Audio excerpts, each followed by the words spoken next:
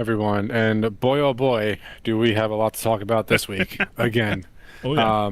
This is Dan with the Pregame Network podcast, joined as always by my bestest pal, Anthony. Say hi, Anthony. Hello. The only gaming news show on the internet, not afraid to piss anybody off. This is episode 109, and this past week, actually really over the past couple days, we've had, no less than like 3 different press conferences announcing there were a ton depending on where you draw the line. I mean, we got the 3 major players with Summer Games Fest, State of Play from PlayStation, the Xbox Games Showcase. But in between, there was a lot of shows. I'm sure you didn't touch on them too much. I'm not really even going to talk about them, but I did watch a lot of the smaller shows on the side, too. Well, the only things beyond like the big 3 that you just mentioned was probably that I paid attention to was like Future Game Show and PC Game Show, which is the lines kind of blur there a little bit, but still there was enough else to talked about. I know there's a few things at the one of the I think it was the Future Game Show. I know there's one thing you probably want to talk about from there, but other than that, I think it's just the major stuff, you know. Yeah.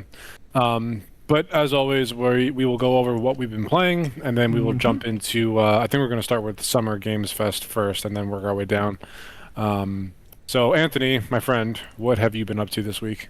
So, last week I mentioned that I had just played around in Batman Arkham Asylum and Arkham City. It turned into me completely going through and playing through those games again. Oh, God.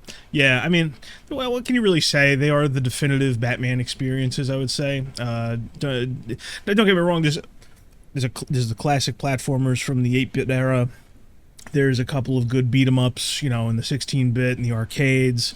There's a handful of good tie-ins. There's a decent amount of Batman games out there, but most people tend to agree that Asylum and City, and even Night, begrudgingly, are like the definitive Batman experiences.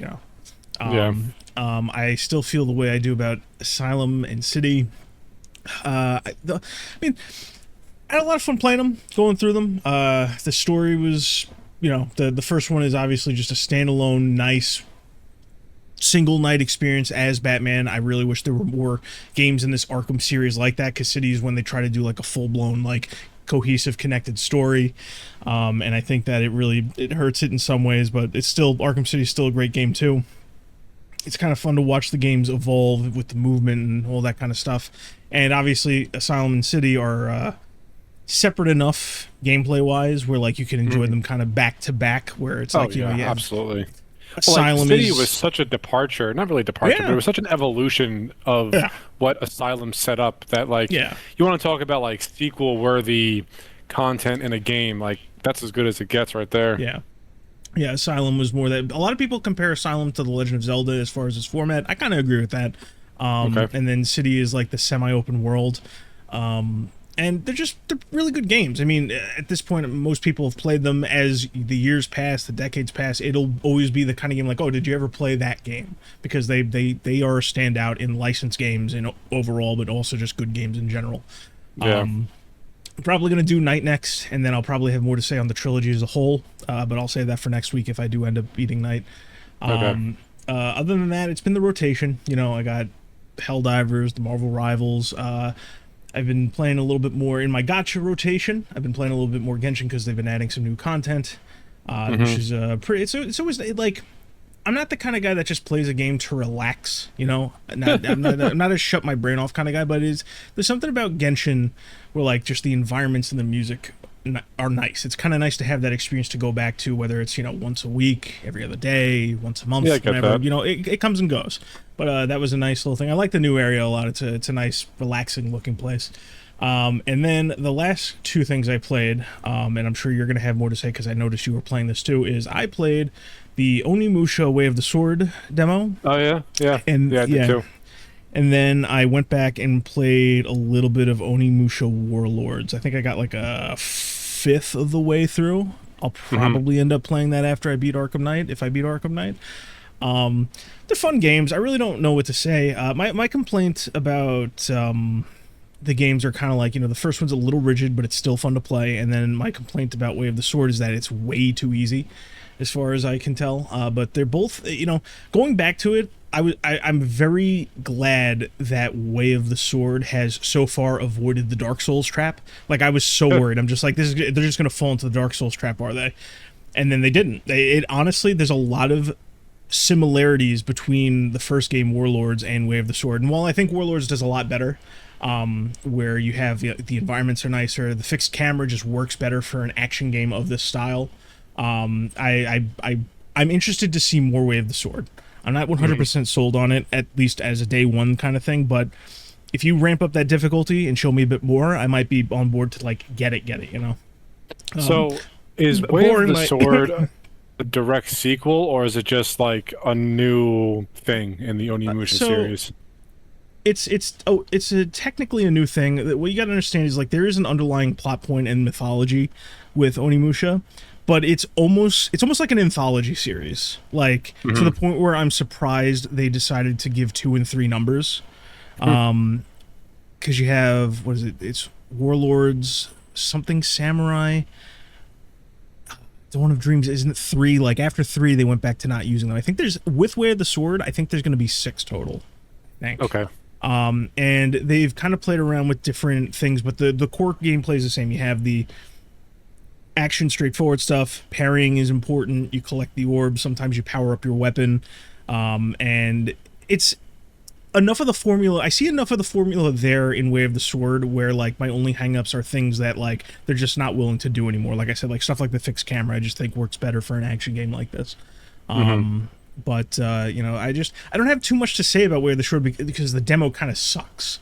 Because it's a very, very short segment, and it's very, very easy. It's funny. Oh, first of all, I should ask: Are you done talking about what you've been playing? Those are the only games I had to talk about. Okay, so it's funny that you say that about Onimusha, because I played through the demo, and, like, I was not impressed at all. I don't think it's, like, a bad game by any stretch of the imagination, but it didn't really do anything that, like, wowed me in any sort of way. It seems to me like it's a competent product and it's well made, and you know, for fans of Onimusha, they'll probably enjoy it and have a good time with it. But when I played through it, there was no hook for me. Nothing really grabbed me, and you know, I played through it and then I just uninstalled it. Like, I just wasn't, like, if that was Capcom's attempt to sell me to actually go out of my way and spend money on Onimusha, that just wasn't it. Like, I just didn't really resonate with me, which, you know, it's fine. My understanding is that it pays a lot of homage to, like, what were those films? They're aping off of some famous actor that did samurai films that I wasn't really into. Like, you're talking about, like, Seven Samurai and... No, the main character is borderline modeled off of this famous actor in that niche space. So he wasn't even an actor back in, I want to say feudal Japan. I could be wrong though. It was definitely like, you know, hundreds upon maybe even thousands of years ago. Something Musashi. That was that's his name. Okay. And that man, that historical figure, he was like the #1 samurai warrior in Japan and during his life. And like, he wrote a book that was, like, you know, passed down through the generations and translated into English and blah blah blah. And, like, the whole point of the book was, like, if you're gonna be a warrior, and in his example, obviously it was, if you wanted to be a samurai, you need to master every aspect of yourself, of, like, of you as an individual. And, like, that's why he is such a great historical figure. So I know what you're talking about. I know the last name is Musashi, but I just don't remember the first name.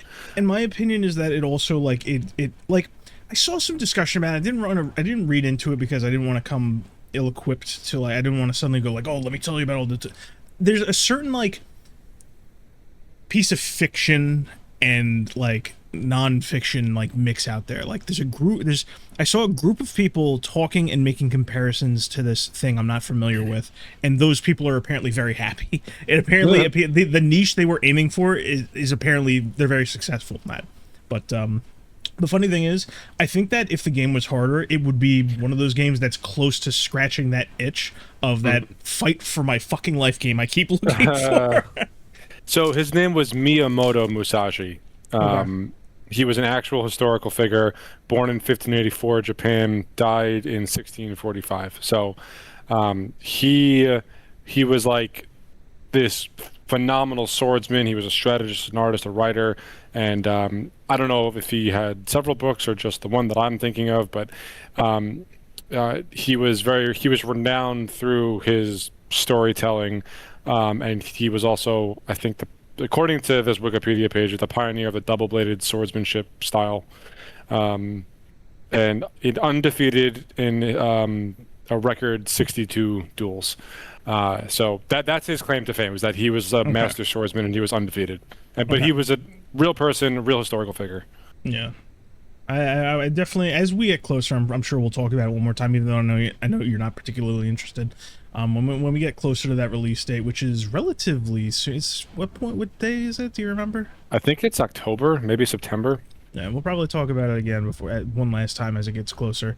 Yeah, overall, all I have to say is, like, the demo was, I'm not the kind of guy that looks at that and says, like, I'm not going to write the whole game off, because it's definitely the section of the game they decided to show off, and they probably have to imagine that the difficulty is just as low as it is in order to get more people invested.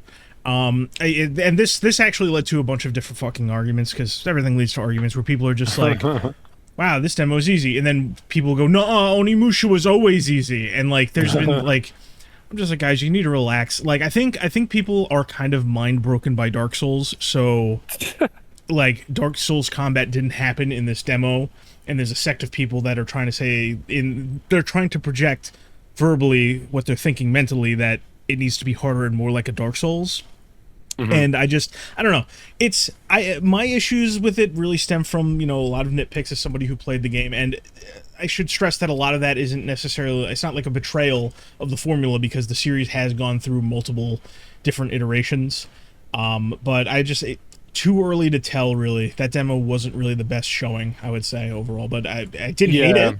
I didn't hate it either. It just, for a game like that, it's already like a tough sell for me, and like in particular. So what I played of it, I was just like, I was very lukewarm on it. So anyway, that's everything that you played this week? Yep. All right, so we just got done talking about the demo. As far as I go, I've been putting a lot of time into Helldivers for whatever reason. It's just grabbed me again, and like I am kind of going through the Darktide process with Helldivers, where like I'm just throwing on like just different shit onto my loadout to see what's really good, like what's just a lot of fun, like what's weird, that kind of thing. So I've been playing a lot of Helldivers lately. Same thing with Battlefield 6, but that's been kind of a staple. Do you remember me telling you about how I couldn't get Killing Floor 3 to run on the new laptop? Like every time I would launch it, it would just hard crash and just completely close out. Yes, I remember that. So I fixed it, and the fix is something so fucking weird, and like you would never guess in a million years what I did to actually fix Killing Floor 3 to be able to run on my much newer, much more powerful laptop now. Do you want to just take a crazy stab in the dark? Do you remember what the symptom was? I didn't remember. What was the symptom again? Hit me with the symptom again. So you get the like the publisher and the developer splash screens, like the animations and everything, and then once it goes to go into like the press any button to start the game, like it wouldn't even make it to that menu. It would just crash right after all of those like splash screens. What do you think I did, Anthony? You didn't run it in some kind of compatibility mode, did you? No, I did not. That was one of the things that I was going to try, but didn't have to. Okay, well, that's the only like weird thing I can think of that I would probably get. So hit me. The fix is way stranger. So I went into the game files, and according to different sources that I was looking up on the internet, between forum posts and like Googling shit with like their AI mode coming into play, I had to delete every single MP4 video file in the like the startup folder for Killing Floor. Once I did that, started up, no problem. That's a weird one. I was so fucking confused, dude. I tried forcing DirectX 11, and the game just literally popped up with an error message. This project is not supported for this version of DirectX, so that was out. It wants to run in DirectX 12 apparently. So like forcing DirectX 11 just was a non-starter. Apparently, like there was a bunch of people had issues with the NVIDIA control panel overlay, so I turned that off. Didn't do anything. There was no DLSS folder in the game files, which was another thing that was a common bug that was found that didn't even exist in my game files. What it it just is so fucking strange. The MP4 video files of like the intros and the loading screens. That's what needed to be removed for whatever reason. That was causing the conflict. I got no idea. There's been situations where you need to like go into the app data and like screw around with settings files in a way you really shouldn't ever need to. But it's been a while since I've heard like media files causing a game to hang. That's a weird one. I don't know what was going on there, but I finally got Killing Floor run. Hey, I was able to play it for a little bit, so that was cool. I might as well get this out of the way now because it's such like a small thing, but Tripwire showed off a sneak peek at Season 4 of Killing Floor 3 along with the new Gunslinger perk, which is like all dual-wielding pistol based, which was one of my second favorite one in Killing Floor 2, I think. Commando was my favorite. Yeah. Anyway, point being, the new map and the new perk and the new guns that they are injecting into the game sometime later this month or next month, looking pretty cool, looking really good for a Killing Floor fan. Like it's looking promising. The new map looks much more like in line with the overall tone of what Killing Floor originally was, and what it should be, because like all the maps now are not nearly as like atmospheric as the older games, but the newer maps that they've been adding, really like the Antarctic outpost and this new one called I think it's called Slaughterhouse or Onslaught, something like that. It's much more tonally in line with the Killing Floor IP. So that's big thumbs up from me. Looking forward to trying out the new season. I played a little bit more Doom: The Dark Ages, which we will have more to talk about in a little bit. Yeah. Space Marine is kind of a staple for me as well, but not really. I probably played like a couple operations, nothing too crazy. Yeah. And then Anthony, I reinstalled and I started playing Destiny again. Not like nearly the way that I was playing, but I am fully planning on jumping in on the 9th for like that final update player surge that the community has planned. But I also thought that I just kind of owed it to myself to complete the Renegades campaign, which I just kind of dropped because I was, at the time, back in December, I was just not interested anymore and I just stopped playing. I got my lightsaber, Anthony. I beat the final boss. I did, all the things for the campaign, so I'm happy I did that. And I'm really reminded, like, God, Destiny is such a fun game. I know you might not agree completely, but me and a lot of other people think that it is such a fun, good feeling game. It's a shame that it ended the way that it did. But I am very much looking forward to the final update on Tuesday and jumping in and trying out all the new toys. But that is everything that I've been playing this. Go ahead. No, I was just gonna say I have two little questions and I guess about, or statements I guess rather, about Destiny. Because I don't want to dedicate like more than 5 minutes to this. Yeah, me either. One, there's apparently like some trend going around. People are showing their heat maps of activity. Did you participate in that? I know what it is, but I didn't do it for my own account. Okay, I'd be curious. So if you end up doing that, I'd be curious to see what your opinion is. When you were most active exactly. during what month and what year, right? Yeah, okay. Yeah, that's what it is. I'd be curious to see yours. Actually, I mean, I'll look it up right now. You have like a link or something? Or I just type it in. I have no Destiny heat map. Let's see what comes up for this. Scrubble Dex. This sounds about right. And log in with Bungie. While you're getting that together, I just have to say one thing. Just because it's relevant, multiple insiders are reporting that despite all the recent surge in interest and activity, that the higher ups at Sony and Bungie are both putting their foot down on like Destiny being done for now, at the very least. They're all in on marathon support. That's what insiders are saying. So take that as you will. As much as you can trust insiders. Huh. Yeah. Okay, I think it's populating okay, I just put all for heat map. Okay. Oh, wow. Total time in Destiny 2 across all platforms, 4,069 hours. Sounds about Nice. right. Destiny 2 activity count, 14,000 activities completed, which is fucking crazy. Longest streak, 42 days active, 172 days inactive. So I've played Destiny 42 days consecutively in a row. My most active time by far was 2022. What was 2022? Oh boy, specifically June 2022. So I'm not gonna like go too deep into this. Yeah, I was more or less just curious. If you want to send a screenshot to me, so I can I'll send you a screenshot. Yeah. But, yeah, that's all I had to really say about Destiny. Is like just because again we have a lot to talk about. I didn't want to do another 30 minute Yeah, no, I don't want to Destiny. talk too much about Destiny either. I'll talk about it next episode when the player surge actually goes on. I'm gonna drop it in the workspace right now. Coolio. This is just the heat map. I didn't include the data. I can give that to you if you want. I'm gonna say that's the thickest heat map I've seen. Well, like because I've seen a lot of exchanges recently. Yeah, well, especially like 2021 and 2022, that was really when I was working the overnights, so I was on it like all the time. And like I said, 2022 by far is the most I've ever played Destiny. Like, Jesus Christ, that's a lot of green. There you go, bud. Yeah, wow. Okay, so yeah, I played a little bit more Destiny. I got my lightsaber. It's fine. You know, like I still like using the other iconic exotic weapons a lot more, but that's neither here nor there right now. Okay, so Anthony, as I understand it, we have a writing question. I don't want to spend too long on the write-in, even though I fucking love answering these questions. It's fine. I'm sure it'll be short. It's a less complex one. The question is, based on what you've seen so far, do you think Phil Spencer was the problem with Xbox?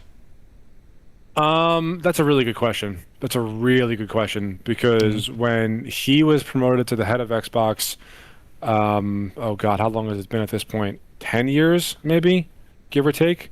Maybe a little less. It's honestly hard to keep track at this point because like he's always been a name in the space, right? So when he was brought in, like, you know, it's funny, like, looking back now, all this time later, trying to recall what his major claim to fame was within the realm of Xbox itself, I have no fucking idea, man. I don't know, like, I can't point to one major thing that was like a huge W for the brand. After Don Matrick with the Xbox One, like, he came in to helm the entire brand at that point. And all he really did, and please correct me if I'm wrong, all he really did was like reverse all the changes and policies that Matrick put in place in the first place. He was at the helm during that kind of reversal era, that recovery period, and he was also, I guess he was at the helm when Xbox pivoted hard into the arms race that is performance. You know, there's always like Project Scarlet, Xbox One X, you know, which is ironic because now we know for an absolute fact that raw horsepower truly is just not the end all be all. I would say I wouldn't say that. I would say that like we plateaued like to the point where like I think all people involved were focusing on it a little longer than they needed to be. Hardware, you need good hardware. Like that's not like that's just how it is. Like I know you know that and I know that. But like we're not going to get in a whole argument. Not even an argument. Not even a whole conversation about this. But we both know that there are more important things because like the hardware right now, it's good, it's solid. We need different developing tracks, different focuses, optimization. Yeah. So to answer the question. I don't know enough yet because I need. That's also a good point. It's easy for me to say like, well, Phil's out, and now things are just slightly better. Now it's like I'm because of how hands-on the higher ups at Microsoft were in this leadership change, and the fact that it's still in flux. I would say that the very same thing that led to the old guard that just left leaving is also in part why things are changing for the better. I'm not ready to put the blame solely on anyone just yet, at least to this degree. Which is a good policy to have. Yeah, like obviously I can quickly like if my knee-jerk reaction would be to blame some of the guys there, but like analytically speaking, I don't have enough information to blame Phil one way or the other, because like because that's just a matter of, we're looking at his track record. I'm still of the opinion that like during that drive to get more studios involved, to get more games out, it's like let's say he was in charge of like pushing that, and he was in charge at the time, but how much leeway did he really have in getting all those acquisitions in order? Because regardless of whether that leads to something or not, the turn time in the industry, it's still not there, but it definitely wasn't there when he was making those moves.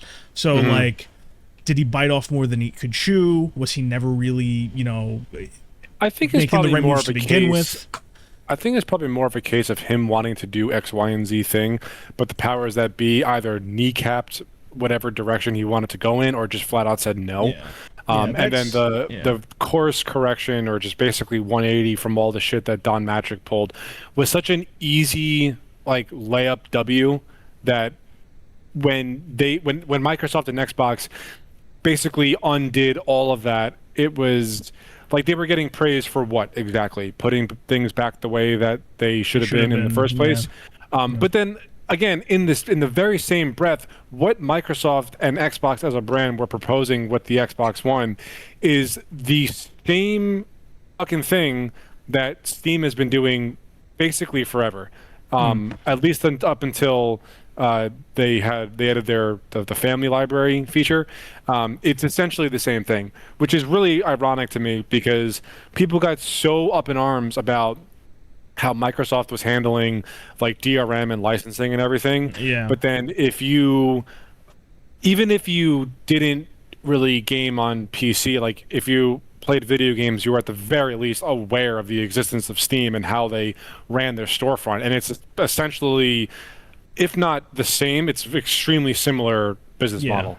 And now at this point, a lot of different players in the industry have moved towards that. Like we talked about it like last month or somewhere abouts, where Sony is now back.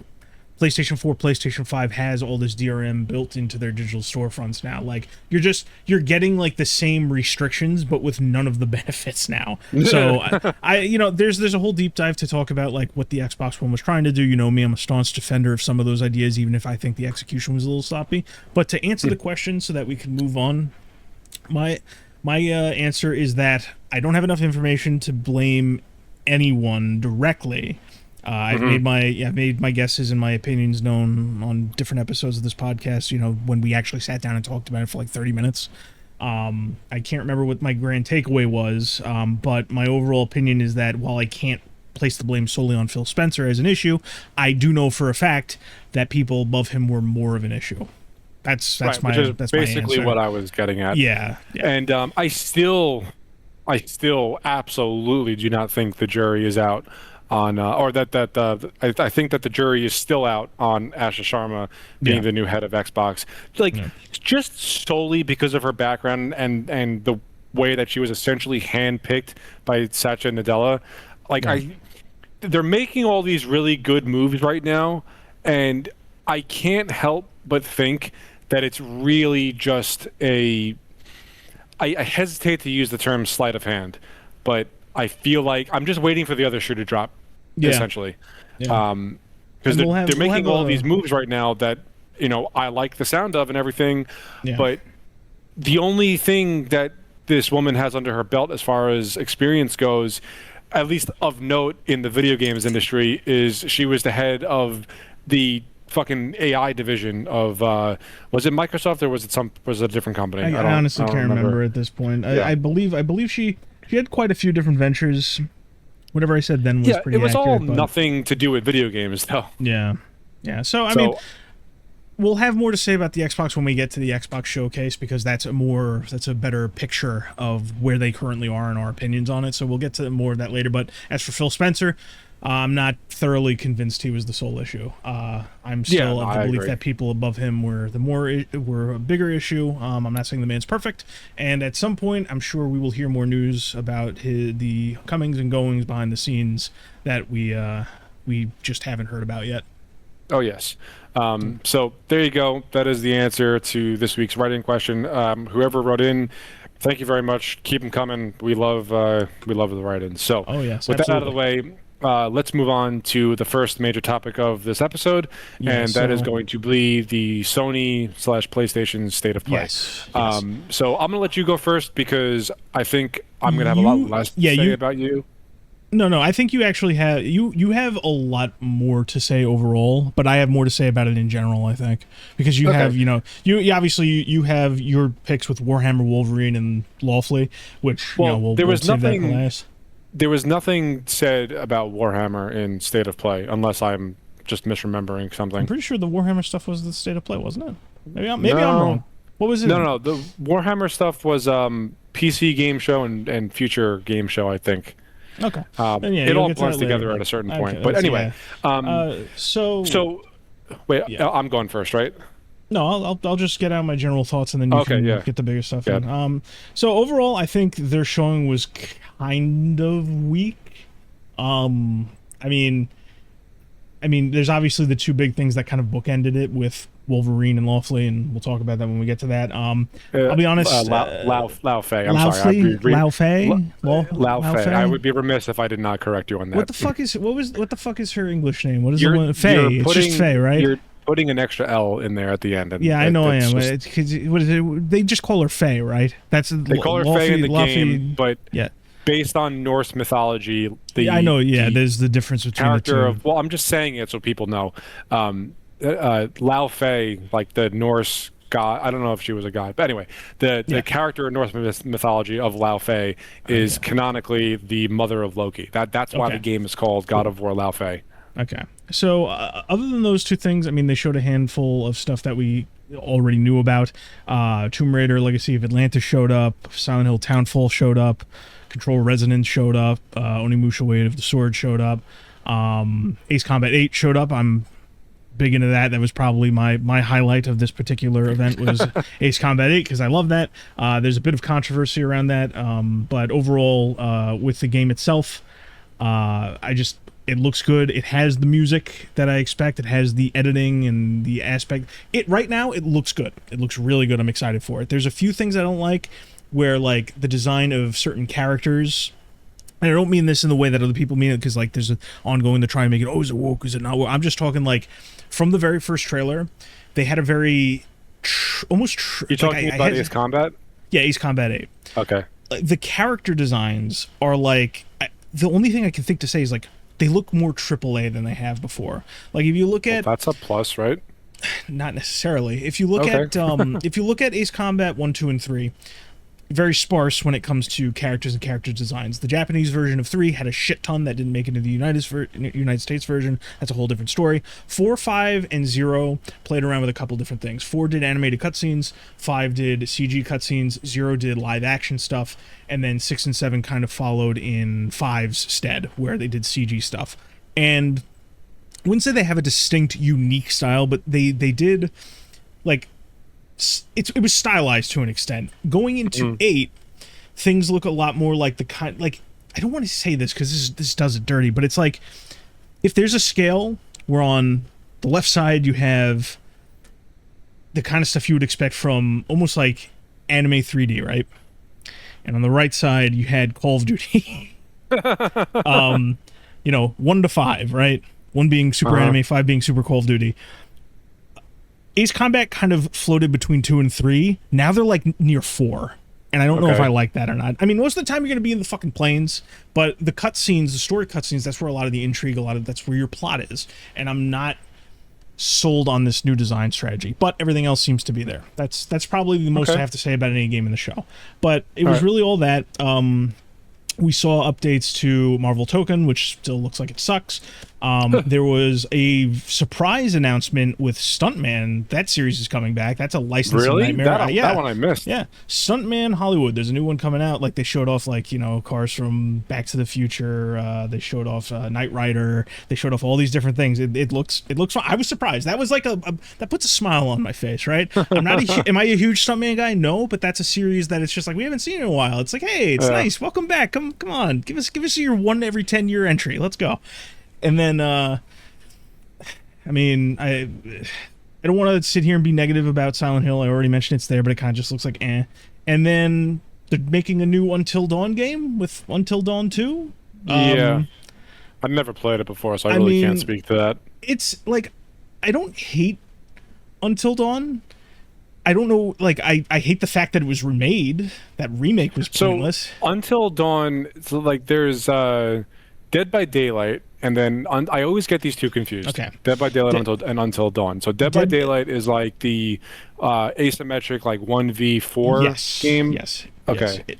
And what's Dead by Daylight? I'm sorry. Dead by Daylight is the asymmetric horror game that you just described.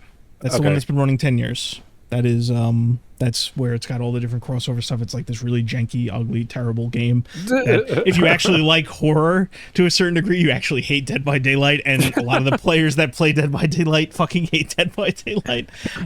It's kind of like, it's almost like a League of Legends thing where it's just always there and everybody involved hates it, but it keeps making money, so whatever. But Until Dawn is like the slasher game where it's just like you have 8 characters and your goal is to get them all out, but you can lose people along the way. No. It's a single player linear journey. It's think Walking Dead, the Telltale game. So it's like that. They milked the fuck out of that first entry. It's the kind where, you know, they had Rami Malek in it. They had Stormare, what's his name, Peter Stormare. He's like, oh wow, okay. He's like the, I don't want to say curator, where it's just like he's like the narrator or whatever, but he was like in universe, he was like one of these guys, the therapist, but now they keep bringing him back to do more shit, so he's like he's just in there. You know what it is? He's a pretty popular actor, like in the realm of video games now. He's also very recognizable. Exactly. Yeah, yes, exactly.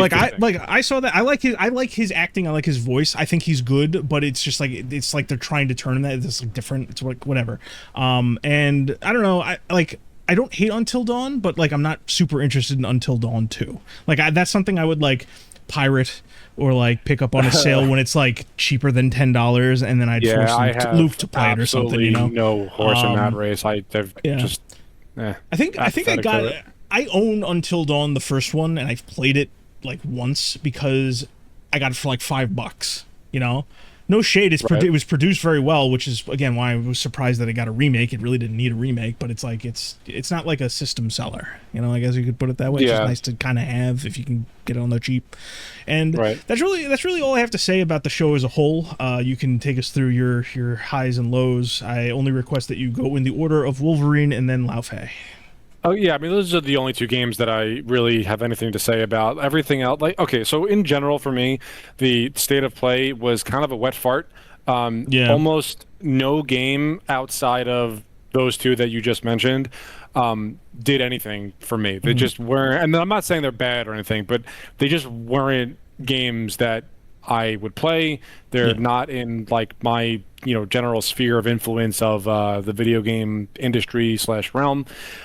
So the vast majority of the state of play was it was just not for me, which is why I'm describing it as a wet fart, because like I had nothing to say. I didn't feel anything for any of the games. Like Control Resonant, I am looking forward to quite a bit, but I already knew of its existence. They didn't really show anything new, so it was just kind of like, okay, cool, it's here, but you're not really showing me anything that's going to make me lose my shit over it, because I've basically seen what Remedy is trying to do already, and I'm on board for it as it is. So that's that.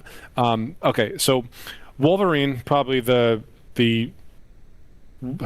tied for the biggest game of that show, I would say. Now, I know we are probably going to disagree on a lot of this, but I thought it looked awesome. I thought it was really, really cool looking. I know that like the copious amounts of blood and gore in that game are, they might be a little gimmicky for you in particular, but I like the fact that they are actually like fully leaning into like the Wolverine Berserker type of character that that Logan is known for. I think one thing I'll say about that, just real quick, is I'm glad the gore's there too. I wouldn't call it gimmicky so much as like it's flashy. Because you said something about it when they first showed gameplay. I don't remember exactly what you said. I remember you took issue with something. Fucking shocker! It's Anthony. Basically, the only thing I would say is, if I did say something, my summary of how I feel about it is that it's good for the character. It makes sense for it to be there. I don't have a problem with it because I bring that up because Kotaku's already writing articles about, do we really need the blood and gore in the Wolverine? Like, yes, yeah, you do. You do. It's a part of the goddamn character. I agree with you. You do need it. It makes sense for an authentic Wolverine story. You could do things with Wolverine without the gore, but like if you're doing the Wolverine game, you should have the blood and the gore and the healing factor and all that kind of stuff. It makes sense. It just doesn't win me over. It's like you are at the bar. Okay, right. That's my summary. Your sentiment. Yes, yeah, exactly. Okay, which is fair, and that's fine. Like that one thing that should not be enough to win anybody over. I agree with you on that. For me, it's the sum of its parts that seem really, really good. Once they're all put together, the voice acting, it's fine. I don't think it's anything crazy good. It would be really cool if they somehow got Hugh Jackman to voice this character, but I know I know that was never going to happen. But the voice that they got for this iteration of Wolverine, not bad by any stretch of the imagination. So okay, the combat looks like it's a blast. I will say it looks like it's a lot of fun. Something that I did take notice of was that the environment comes into play with a lot of the takedowns and just the general combat overall, which I think is really, really cool. I already said what I said about the blood and the gore. It fits perfectly for the character. It should absolutely be there. It wouldn't make any sense if like you're ripping apart these thugs with these gigantic adamantium claws and like nothing is coming out of them. The level of detail and care that they put into the healing factor, I dug a lot. I thought that was such a great little tidbit to add in there. It was a really, really, really cool attention to the detail, because like when he gets injured or like gets a chunk taken out of him by whatever, like the suit will rip, but he'll heal, but the suit stays ripped. But it's not like the suit doesn't have a healing factor also. And we now finally have the technology that we could do something in modern gaming that will portray that level of detail in any character. Dan, what? I just have to stop you right there. The video game tie-in to the movie X-Men Origins Wolverine had both the healing factor and Hugh Jackman voicing Wolverine. Oh, really? So those two, yeah. So those. I remember that game being really good. I have to just stop you right there. Okay, I would be remiss fine. if I didn't bring that up. Fine. Okay. Don't be an asshole. Okay. I'm not being an asshole. I see what you're doing. No, I'm just saying. Just saying. Okay. No, fine. Totally fine. Very fair. And I concede. I guess the way that it looks now in the current generation with the level of photorealism that we have, it just looks great. I haven't touched X-Men Origins Wolverine, like the game, in decades. But I do remember it being a great X-Men, specifically Wolverine game, obviously. Yeah. So there is that. I can appreciate the difficulty in doing that with the modern tech and the modern standards, just because that's the kind of thing that gets, like we talk about, like plateauing graphically. Imagine the intricacies of making that work with today's standards. I understand that's a harder thing to add to work on. What's something else that I wanted to touch on? The character iterations between the other X-Men and Wolverine, how they could fight together, was very Arkham Knight to me. Like when you what? I'm sorry, I have to stop you. They're not the X-Men. They're the X-Team in this game. Jesus, Anthony, are you serious right now? No, it's important. It's important. There is no X-Men in this Wolverine game, and they're not. It's the X-Team. Okay, whatever. This is the shit that you do that fucking pisses me off. You understand what I'm trying to say, and anybody out there that's listening will understand the point that I'm making. Goddammit. But on the flip side, if we have somebody watching, they don't want to. They want. We have to have our I's dotted and our T's crossed, and that's why I'm here. Okay, I'm not doing this. Apologies. I'm not biting my thumb at you. I'm making sure we're all good. All right, Shakespeare. Anyway, the interactions between the characters in your party at the time. That looked awesome. The way that like Jean Grey picked up Wolverine, like threw him at another guy, but like claws first. They just really, really satisfying to me. The last thing that I'll say about Wolverine is I like and also appreciate the fact that it is a single-player linear story. It is not an open world. Not every game needs to be an open world game when it comes to superheroes, or anything for that matter.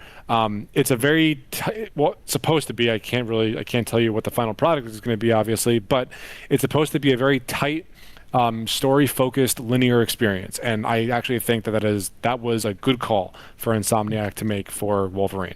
But beyond that, I really don't have like anything overtly negative to point to. I know you probably have something up your sleeve, but I don't have anything overtly negative. It looked like a fun game. The only downside that I will say is that it's a shame that I will never get to play it because I'm not paying $800 to $900 for a PS5, and it is not going to be coming to PC. So that sucks, but it is what it is. Yeah, my only take on this overall, aside from the small things that I interjected with so far, is that, like, I don't want to say it looks bad, right? I don't want to say that inherently because that there are elements of it that look, well produced, I guess you could say, right? I'm just not. I don't want to say not impressed either because I'm not, but it's. Well, you're not wowed. I'm not wowed, It's like I remember seeing the leaks. The leaks were interesting, by the way, because like, the leaked build was like semi-open world, and I'm curious to see at what point it changed that they decided not to do that. Because I don't know, maybe it was traversal or something like that. I don't inherently hate a linear structure. I'm just surprised that they made such a change in development. Wonder how late in development that change was actually made. Yeah, I guess, I think part of the reason why I have like this kind of like, not like this kind of like, ugh, when I look at it, isn't the game itself, but like, this is like a game we're getting after multiple years of development. It's another game that got announced way in advance as like a kind of wow factor thing. Like, it's one of those games. What is it like?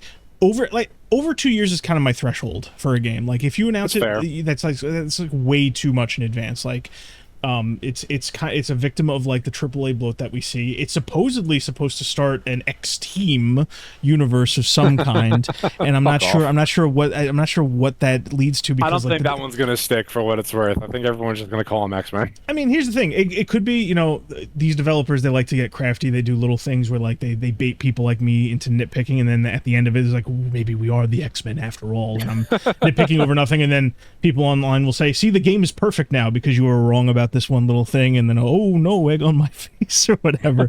But no, it's just, I don't know, man. It's like I feel like I could be more on board with something like this if the game looked a little better, and like I could buy into it with the expectation that like whatever they're planning, because they are planning multiple games in this line, they basically confirmed multiple at some point. Wolverine games or like different Marvel hero games?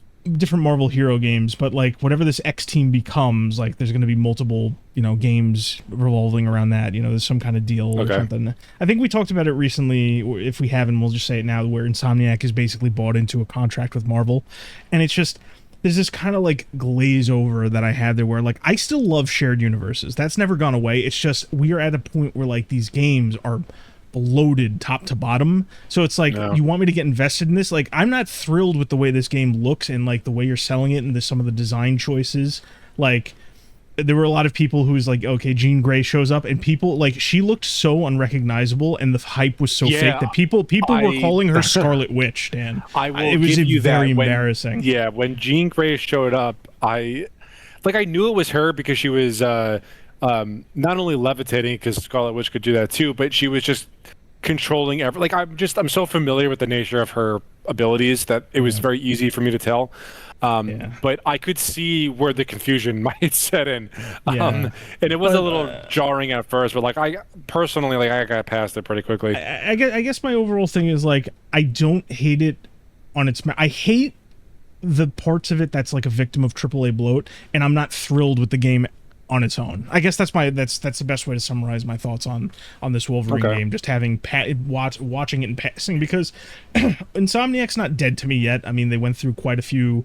They did some messaging I didn't care for in the last 10 years. There's been changes in leadership that like you kind of like, oh, this could be bad for like the internal culture, where like you worry about the identity of a developer. But I'm still like, I have a passing interest in it because they're still a rather well-renowned publisher and developer. I mean, but the last like flop that Insomniac put out was what, like Resistance 3 or something like that? I have no idea. Like, and again, it's not about flops. It's not about flops, because I don't think Spider-Man 2 is a particularly good game in as a package. It's like, you can swing, it's fun, but like it's the kind of game that didn't really learn anything from the game that came before it. It's not. It's got all the little issues that AAA development goes through, from the bloat stuff and the content stuff, but also like the messaging and stuff like that. And it's just kind of so it's like, we'll see what happens, I guess, overall. But I can't get excited for Wolverine, but not just from like some kind of like the thing I like to do where it's just like, you burned me and I don't trust you, blah blah blah. But also from the showings, you're not exciting me, Yeah, I mean, I understand the logic of where you're coming from. I still think the game looks like a lot of fun. I mean, I'm not like hyped for it or anything, but if I had a PlayStation, I would definitely buy it. I think that's pretty much where I'm sitting at this point. But like, because also with the structure that they're going for Wolverine specifically, like I would probably play through it once and not touch it for years after that point.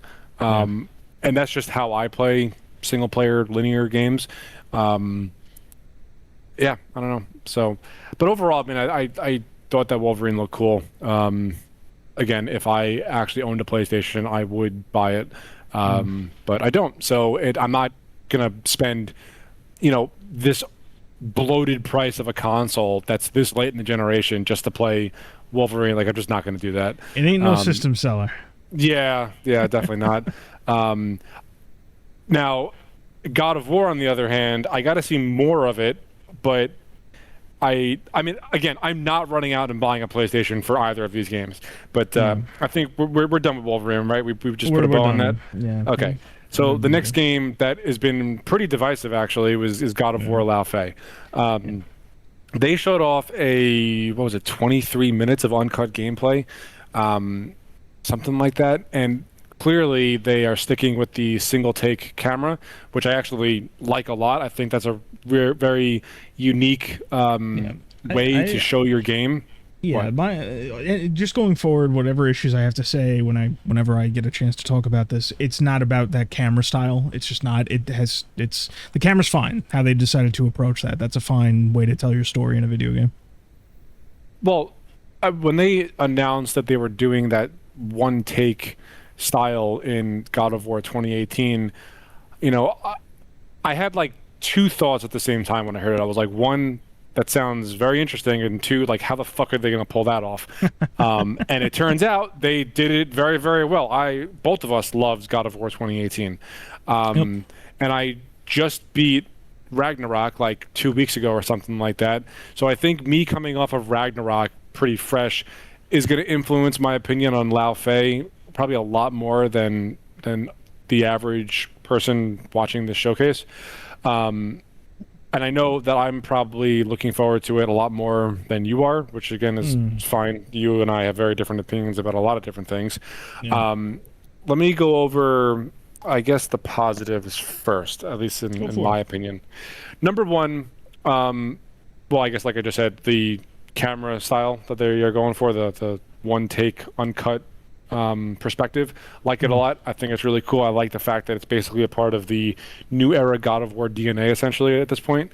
So I like that a lot. The actress who plays Faye, Deborah Ann Wall, who played Karen Page in Daredevil, and she also had a pretty long run in True Blood, like decades ago at this point. I like her as an actress a lot. I think that she could do a very good job. Actress, yeah, I think she could do a really good job with Faye. Even though she was barely in God of War 2018 and Ragnarok. She actually wasn't even in Ragnarok until like the very, very end during a dream sequence. Wasn't she a different actress in was it? No, I don't. I think she was Deborah Ann Wall the entire time. Then why the fuck did they change how she looked? A good question. I don't know if she was in. I don't know if like her character model was in 2018 at all. But I know her voice was, at least for a couple lines. I remember seeing her somewhere. I just can't remember what. Yeah, it was probably in Ragnarok. There was a whole dream sequence towards the end of the game that she was into, like talking to Kratos. So I like the choice of actress. I think that's a very solid choice.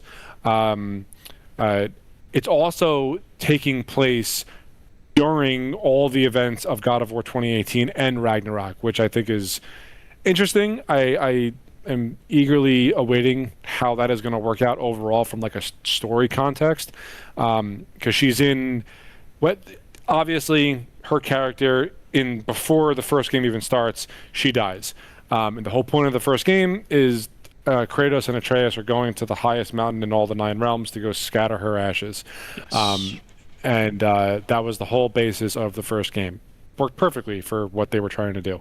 The Laufey picks up right after they cremate Faye in the first game, and she wakes up like doesn't know where she is, what's going on.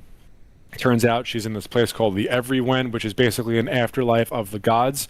And I don't really know what's going on in the game right now, other than the fact that she's essentially trying to get back to Kratos and Atreus, and that's basically it. The only thing that was really showed off was the combat. And this is what brings me to my next point: the combat. I think it looks great. It looks like a lot of fun. Her abilities of like blasting like separating like a soul from a body, and then doing whatever after that. That's really cool. Aerial combat seems like a way bigger focus in this game than in and either of the 2 God of War games that came before it. So that's I mean, it's not like totally different, but they're leaning more into like a different way of playing, especially since Faye is a woman and she's a lot more agile and light on her feet and just quick. She's just a faster character. The sword that she gets in the gameplay demo looked like a really cool sword with the ribbons with the claws at the end of them. It just the whole world is very cool, and it was very apparent during God of War 2018 that like the version of the the Norse mythology that they're going for was way cooler than anything Marvel ever did with like Thor. So nothing like really turned me off. I mean, I think the fact that I just came off of Ragnarok and now I'm seeing Laufey, that's probably like skewing it a little bit more in a positive sense for me, because for everything that I've seen so far, all the controversy is like coming from the fact that Kratos supposedly is not going to be in this game, even though Sony Santa Monica has gone out of their way time and time again to confirm that there will be more games with that is centered around Kratos in the future. And so like for me personally, coming off of Ragnarok and seeing Laufey without Kratos being there, like I'm fine with that, especially because one of my criticisms of Ragnarok was that it just kind of was too big for its own good, which is what stopped me from playing in the first place. So all in all, like I don't think it looks bad. It definitely looks like fun to me. I'm not like super hyped to begin with, not nearly in the way that I was for God of War 2018. I don't think anything is really going to top that anytime soon, at least in this series.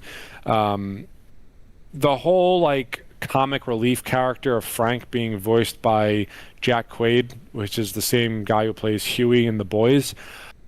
I mean, that was kind of hit or miss for me. Like it just kind of seemed quirky for the sake of being quirky, and like big miss. We'll see how. Personally. Yeah, no shit.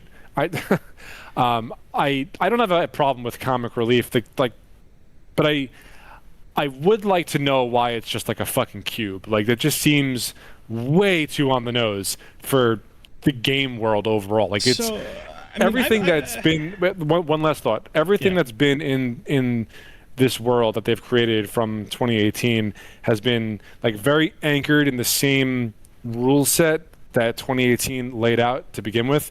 And like I know they're going to this Everywhen place, which is like a combination melting pot of a bunch of different gods and everything, but like just a gelatinous cube. I don't really have a problem with the voice lines. Like it's just the presentation of it for me that was like a little weird. Definitely funny. Like I laughed a couple times, but I want an explanation behind why it's just a fucking cube. That's the only thing that I'll say. I mean, I'm sure you're going to tear into this, but let's hear it. I mean, just on the cube aspect of it, my understanding is that a couple people dug into it, and like the cube is apparently like the first major introduced character that isn't part of a major mythology, and it's kind of just there. That's my understanding. I could be wrong. I've seen countless arguments. Nobody's provided like a mythological like stand-in for this. Maybe it's a twist later in the game, who the hell knows. Now about the game overall, my comment is pretty much the same as when we talked about it when this kind of leaked a little bit. I don't know if you remember us talking about it, like it leaked. I remember you saying you basically were uninterested. I was uninterested, and my major problem with it was that similar to Wolverine, similar to AAA in general, is just like development doesn't move quick enough for me to like get excited for spin-offs in the God of War story. It's like the amount of time you are putting into spin-offs could be spent towards other main games in the franchise, you know. It would be one thing if hear me out. Like it would be one thing if like, and this isn't even my opinion on the game yet. I haven't gotten into like what's been shown, but like my opinion remains the same that like if this was a game that came out like a year after Ragnarok, or like a couple months after Ragnarok, is just like an asset flip, like almost like what was that expansion that they did for Valhalla, like almost like that, you know, only like its own little thing. I'd be a little bit more okay with it as a concept. The other thing I would say that I don't particularly care for is that they're using this as like a melting pot of the different mythologies. On its face, that's not like an inherent negative, but it's just like one of the big draws of God of War and coming back to it after the, you know, when they wrapped up the Greek trilogy and now we're in the Norse trilogy, is like thinking about the exciting possibilities of going to these different worlds, you know? Mm-hmm. They've teased a few of them in a couple of the games. I think the biggest teases were in that one vault area in 2018 where you see all these different relics from different lands and whatnot. It's like, ooh, look at the places we could potentially go in the future. So from a concept standpoint, I was dour on it before it got announced, and now having seen it, nothing in the showing makes me go, it was worth doing, you know? That's kind of where my head's at. I understand where you're coming from. And again, I think me just coming off of Ragnarok is skewing me a little bit, because I'm totally fine with playing through a God of War game that doesn't star Kratos, especially if it's like overall largely part of the same overarching story. Don't misunderstand what I'm saying. It's not the fact that Kratos isn't there. Like, I think you can try spin-offs in the God of War universe. I don't think it's worth doing unless the cost of development is low. That's my issue. It's not like I'm not, because I'm sure we'll talk about the controversies in a little bit. My opinion, like, they got into it with the fucking Domino's Twitter account where like Domino's was just like, you know, no, got like, I get why people say that. I think you can tell other stories in the God of War universe. I believe that you can play with it. I just the cost that is seemingly like AAA turn time and AAA development. It's just I'm not convinced from this brief showing, or not even this brief showing, this 20-minute showing, that it was worth the draw. And I highly doubt that whatever there is in the game is going to win me over, because from my understanding and from what I can tell is on the bright side, it's like they're taking elements from 2018 and Ragnarok, but they're giving it like different kits, you know, like Faye's using completely different weaponry. They're playing around with it, but maintaining the style. So they're taking those assets and it works. I'm fine with that.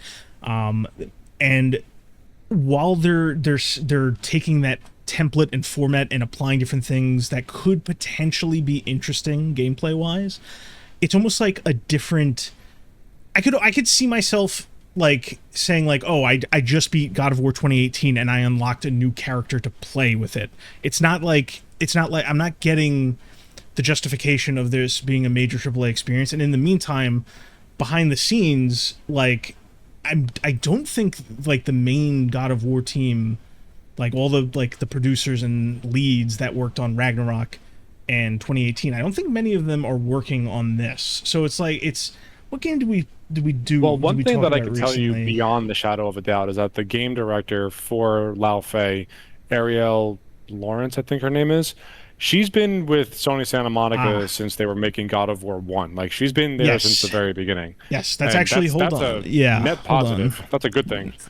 You would think so. Hold on, I actually wrote this down. I'm glad you reminded me, because I actually forgot about this.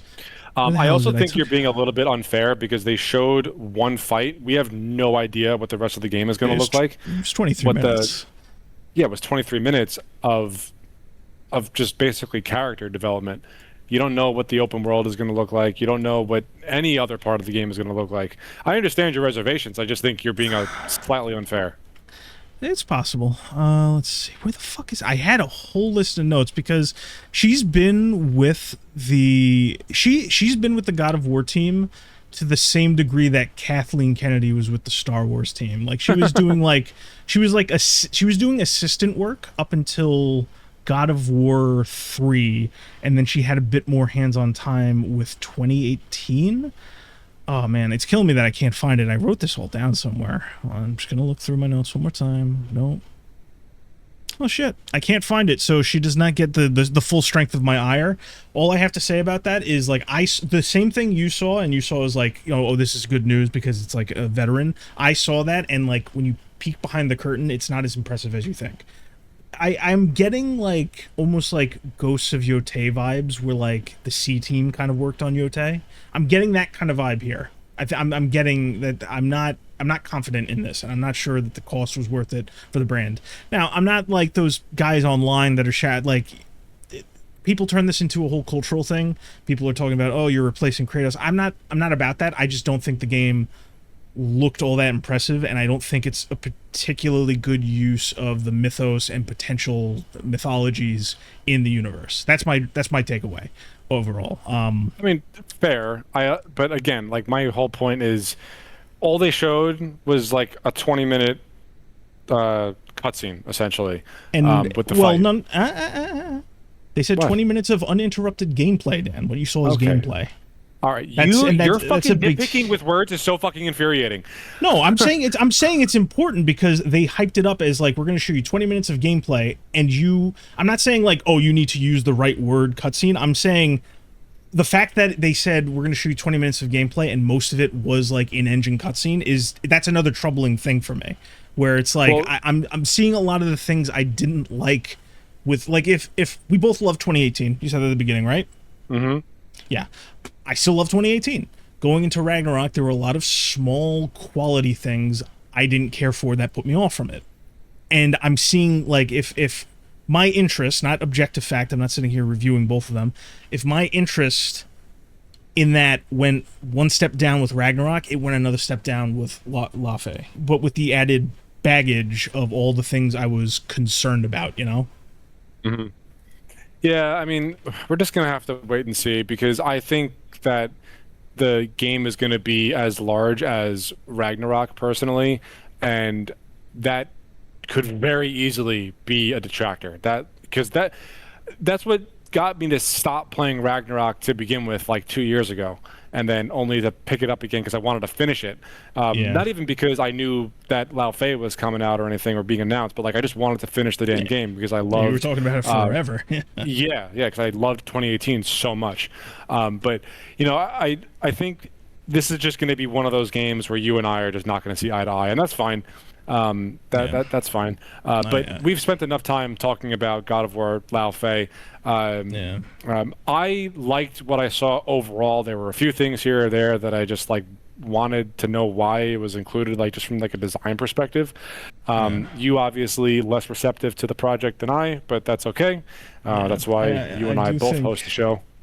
I do also think that I think the reception has them a little bit spooked, because you mentioned that near the beginning they're just like, oh, we just want to stress Kratos. There's plenty of more adventures with Kratos coming. I think that if the reception as a whole wasn't as negative as it has been so far, I don't think they would have said anything. These companies don't say anything unless they're aware that of a particular reception that their game has. Yeah. But yeah, just overall, not for me. I'm not going to make an objective call, but I'd be willing to put money on it not being particularly all right.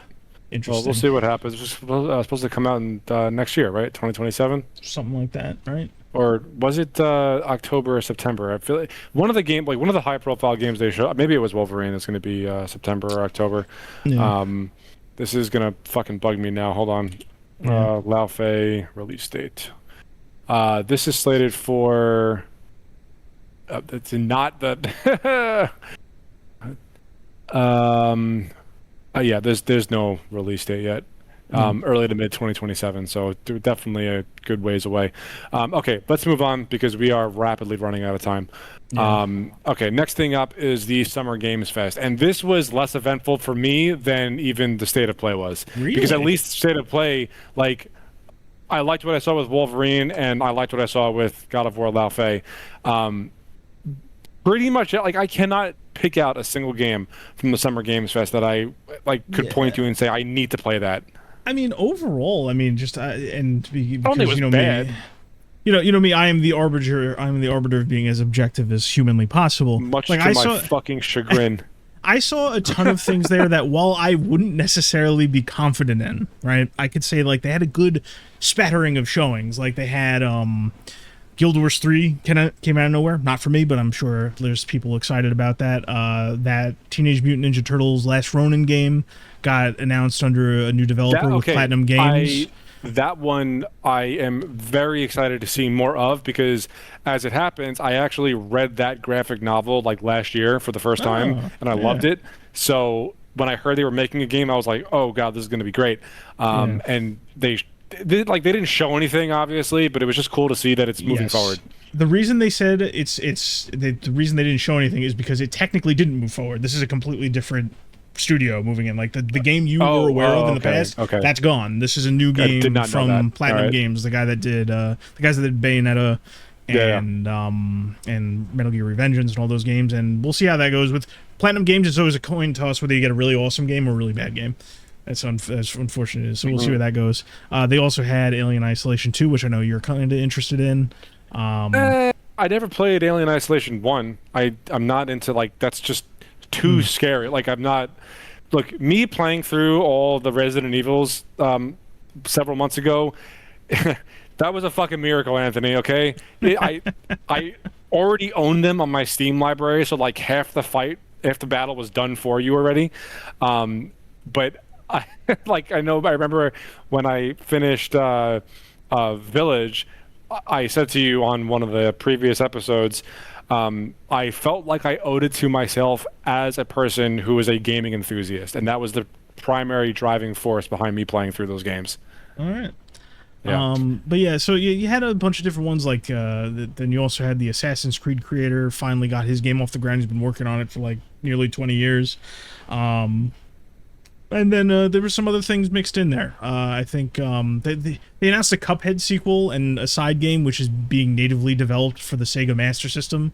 I love all those little quirky things. They're going back to these older consoles and they're coding in assembly, which everyone should, by the way. If you want optimization and the game's running right, go learn assembly and code your games in assembly. But other than that, I mean, it was also the one that I saw the most of where I'm just I'm kind of interested at the very least, you know? It opened with Resident Evil Veronica, which is a remake of Resident Evil Code Veronica, which... Right, this was something that I really wanted to get your input on because I actually think that I missed the majority of the trailer. It was all pre-rendered cutscene, right? No, it was the first part was pre-rendered, and I think the rest of it was in engine, or it might have all been in engine. The reason I'm confused is because... As it's as much gameplay as the opening of Resident Evil 7 was gameplay where you're walking around. It was like that.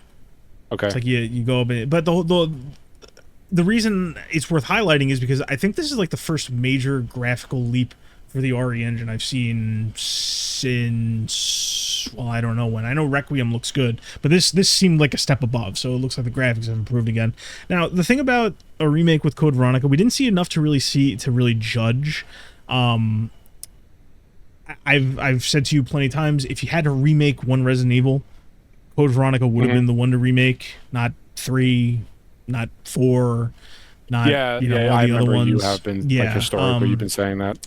Now, I'm not convinced. I think it's going to be I don't know. It's hard for me to get excited for the remakes because they kind of make them out to be a more consumable version of the games that came before them with a lot of things cut from them. The one thing I will say is the opening that we saw in this remake basically means that they're leaning very heavily into seriousness, because the opening in the original Code Veronica was this glorified action sequence where Claire breaks into Umbrella HQ in Europe. And it's a whole bombastic thing, where in this one it focused more on, which was something that was also canon, which is her searching for Chris in Europe, and Hunk shows up and captures her, which Hunk was kind of in the background in Code Veronica, but he never really showed up, whatever. Not enough to make a clear assessment, but I already don't like the tonal shift they're doing, even though I think that's kind of your leeway with Code Veronica as a remake. We'll see what happens as we get more information, though. Okay. Other than that, I think was this the one where they reconfirmed the Wolf Among Us 2 was showing up, which I'm ready to be done with because they've had me on the hook since 2018. It's the only property outside of The Walking Dead season 1 that I was vaguely interested in, and I know for a fact it's going to disappoint me in multiple ways, but I'm just ready for it to be over with because I saw coming 2018, coming 2020, coming 2022, coming 2023, and now it's like it's finally coming out. So I'm like, I don't know. I'm happy to hear those voices again. I'm glad to see those characters again, but we'll see if you have anything to really show me, you know. Other than that, there was some fighting game stuff there. We saw Virtua Fighter Crossroads. We got its full first presentation. They're kind of going the Street Fighter 6 route where you have like an adventure mode, you have the fighting mode. And from what I've seen so far, it looks like they're staying true to their roots where it's like very grounded. It's a very grounded fighter. You just have like these martial artists and these different fighting styles from across the globe in a very grounded setting. It's not really like Street Fighter or Tekken. So I'm kind of excited for it, but like I was never, it's a hard thing to get people excited for Virtua Fighter. It's just not that kind of. It's not that kind of brand. It never was. Even in its heyday, it was like this. It was one of the original 3D fighters up there with Dead or Alive and all these different ones. And it's special. It's not bad by any means. It's just it's hard to get people excited for that, especially audiences these days. You know. Yeah. I never touched Virtua Fighter. Yeah, it's definitely not your. Even if I wanted to get you into fighting games, which you kind of have a little bit of more experience than in previous years with Street Fighter, you know, the brief couple times we've got you into it. Like Street Fighter is easier to get somebody into fighting games. Virtua Fighter, not so much. But they do appear, there's something about the aesthetic and the way they're presenting themselves that kind of leans into Street Fighter 6's aesthetic and things like that and the focuses they have. Speaking of Street Fighter, they announced the Year 4 DLC, which is interesting. I have egg on my face because I was convinced that they weren't going to lean super heavily into original characters, not this late in the year. The time for that was really at the beginning. But they're doing 2 new original characters. They're bringing one of the main characters from the story mode, which I honestly like that character. He should have been in the base roster or Year 1 at the latest, so that's cool. And then they got a big get and a guest character with Tifa from Final Fantasy VII, one of the most popular video game characters ever, especially one of the most popular female characters ever. She's a good get. And apparently there's been stuff going on in the background where multiple brands have approached Square Enix going, we want the character, and Street Fighter is the only one who is working the right way to get that character, and it pissed off a shit ton of Tekken fans because they've been memeing that character to death into the series for the last 10 years. So it's kind of a black eye on Tekken, which is just the punches keep on coming because they've been going through a lot of turnover. Maybe I'll talk more about that next week. But and then at the end of that, when they showed Tifa the brief DLC teaser, they rolled that into the Final Fantasy VII Revelation, which is the first major showing of the last part of the remake trilogy. And believe it or not, I do not have a whole lot to say about it. I think it's this is the type of game that people wanted from it. Let me pause you right for a second right there, because I know for a fact that in the past when you and I have spoken about the Final Fantasy remake, specifically 7, you were always like, it was borderline unnecessary, you know, them executing it in the fashion that they have been was you know, it's dumb, which I actually agree with. I really don't like the fact they split it up into 3 different like gigantic games. So I'm not super shocked that you don't have a whole lot to say about the Revelation remake. It's basically, my understanding is that they're taking everything from Rebirth, which was the second game in the series. That's all playable. They're making changes to it. But now they finally have the full party of Final Fantasy VII. They finally have the full open world of Final Fantasy VII. There's a cool little mechanic where, like, it's almost like the older games where once you get at the airship, you can fly anywhere you want in the world. Yeah, but I did watch the trailer, like the showing. I know what you're talking about. Yeah, so instead of landing, you jump from a parachute. I think that I think it presents itself really well, but it's like, this is the game that people wanted as far as the content offerings, the gameplay, the layout, how you traverse it. This is what people were asking for since the tech demo. When the fuck was that tech demo? 7 years ago? 8 years ago? No, that's the announcement of the game. There was a tech demo on the PlayStation 3 that they redid the opening of Final Fantasy VII, and it's like, from that moment on, people wanted a remake for it. It was apparently wanted internally for a while too, But from that moment on, people wanted a remake of it, and it's just like I have a feeling like when the day comes where they do that inevitable bundle, where it's like Final Fantasy VII Remake Trilogy Definitive, whatever that bundle is, I will go out, I will pick it up at some kind of cheap price, or maybe I'll pirate it, I don't know. I will play through it, and I'll have a lot to say about it then. But as it stands right now, this whole thing was drawn out. It was to milk a very popular franchise, one game in the franchise. All of the small things where they're just like, oh, we want to expand on it. It doesn't feel expanded in a meaningful way, and this kind of sucks because I like the characters, even if Final Fantasy VII is not my favorite. I think the music in the remake trilogy has been phenomenal. There's a lot of good music in that. I like a lot of things from it, but there's so many black eyes that like I would need a whole episode just to talk about, or I would need its own segment, which I'm not going to go into. But basically, this final game looks like it has the gameplay content spread that people have wanted since the beginning. That's the best way I can put it. And they're also adding a job system, which 7 never had, but I fucking love job systems in Final Fantasy, so that kind of got my attention, so we'll see what happens. But that was a pretty big ender. But the surprising thing is I didn't see too much excitement. Like the Final Fantasy people, and I mean like the new Final Fantasy people, were kind of bought in. I'm sure a couple of the Final Fantasy VII faithful, because I've known a few of those guys, they fucking, I'm sure they're still on board. But I don't have too much to say about it. It's just, it looks like if you announce this as the Final Fantasy VII remake, I would be like, oh wow, you guys did great. But it's like, this is, and I hate saying this because like I do like the aspect of developers being willing to look at like games that they developed in order to make the new games better. Like there's just like, let's take elements from this to lighten the workload and grow instead of just wiping the slate clean each time. It just feels like the last 2 games were just there to build to this point to maybe do something different down the line with all 3 games as some compilation. That's all I have to really say about it, but it looks fine for what it is. We'll see what happens. Okay. Also, there's like some kind of rushed scheduling thing. Like they have to replace like one of the main voice actors for scheduling conflicts or something. I just thought that was weird. That's my little thing. No clue. Yeah. So, but Dan, there was one game that was announced that stole the show from me, and it was Stellar Blade Blood Rain.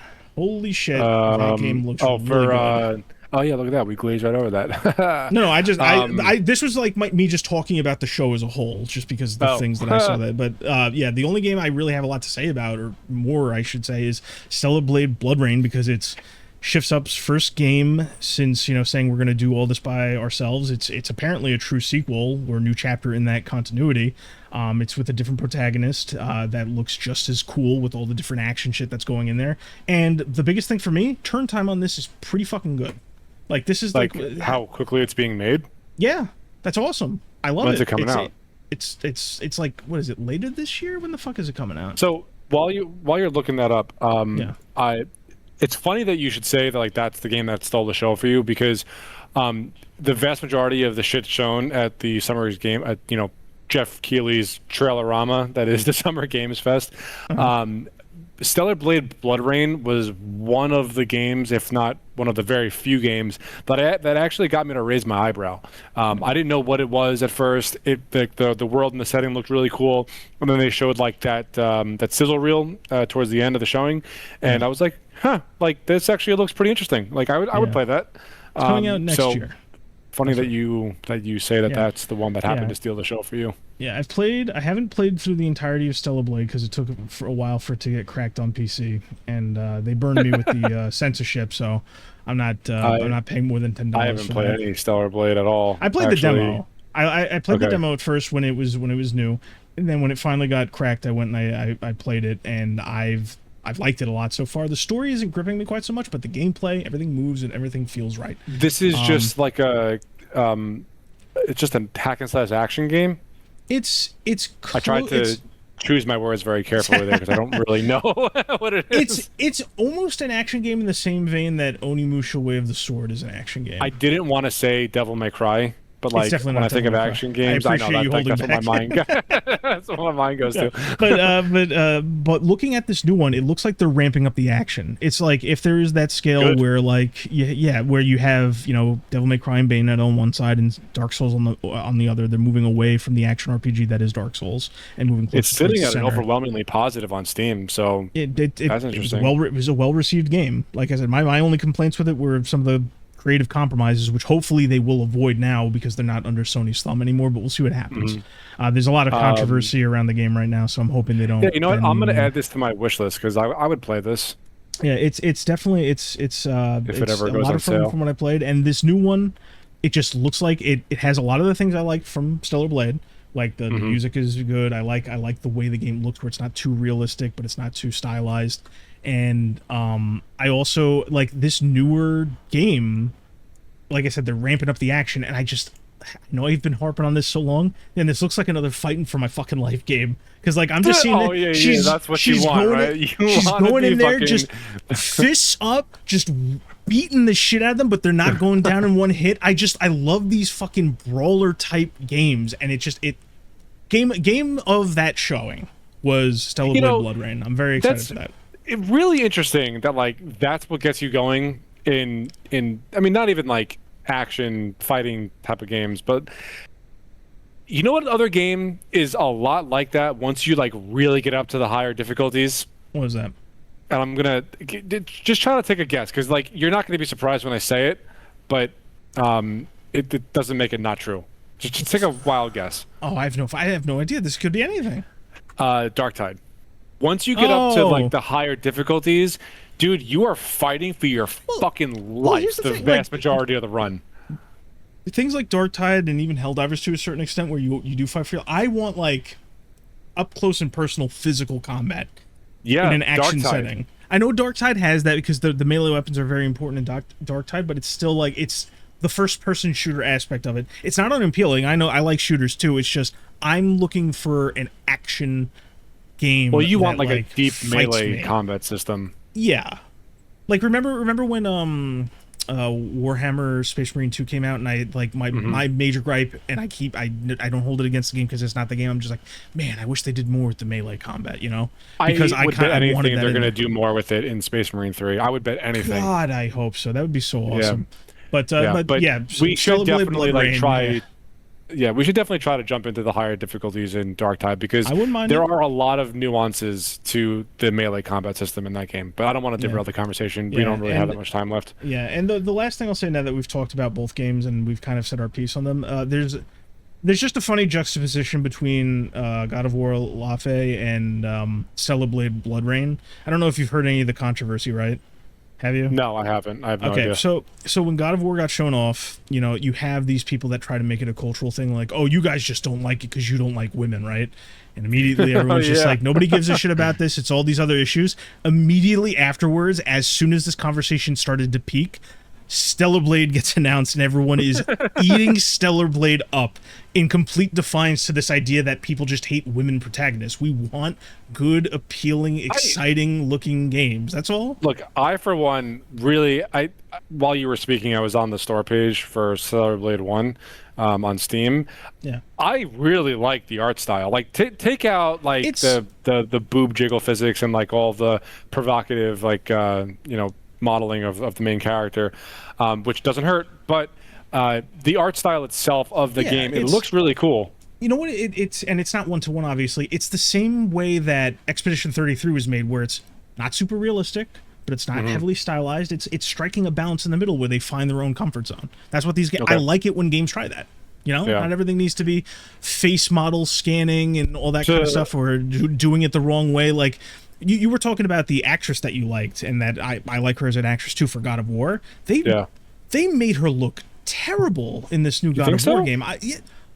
Bro, you need to look at some screenshots if you think, like, you need to compare. She is a fine-looking actress, and they did her dirty in this God of War game. I don't know, man.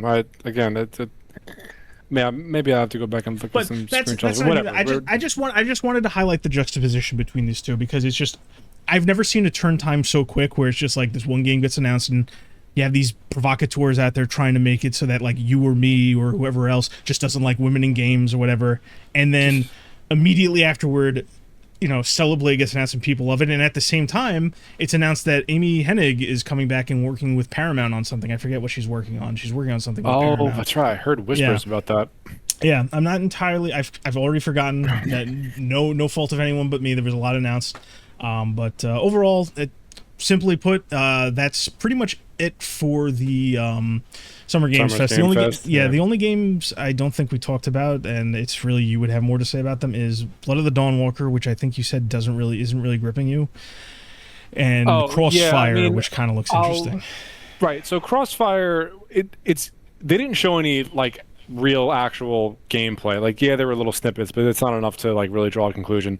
The most interesting thing about Crossfire so far is that they're trying to create this new breed of cover shooter with adaptive cover, and I'm not going to get into it now because we need to move on, but it's made by the same people who crafted the campaign for Modern Warfare 2019, which are like that immediately has my my attention. So we'll talk about that later, but that's the thing that stood out to me for Crossfire. As far as what was the other game that you said that we didn't get to? Blood Dawnwalker. Right. Blood of the Dawnwalker.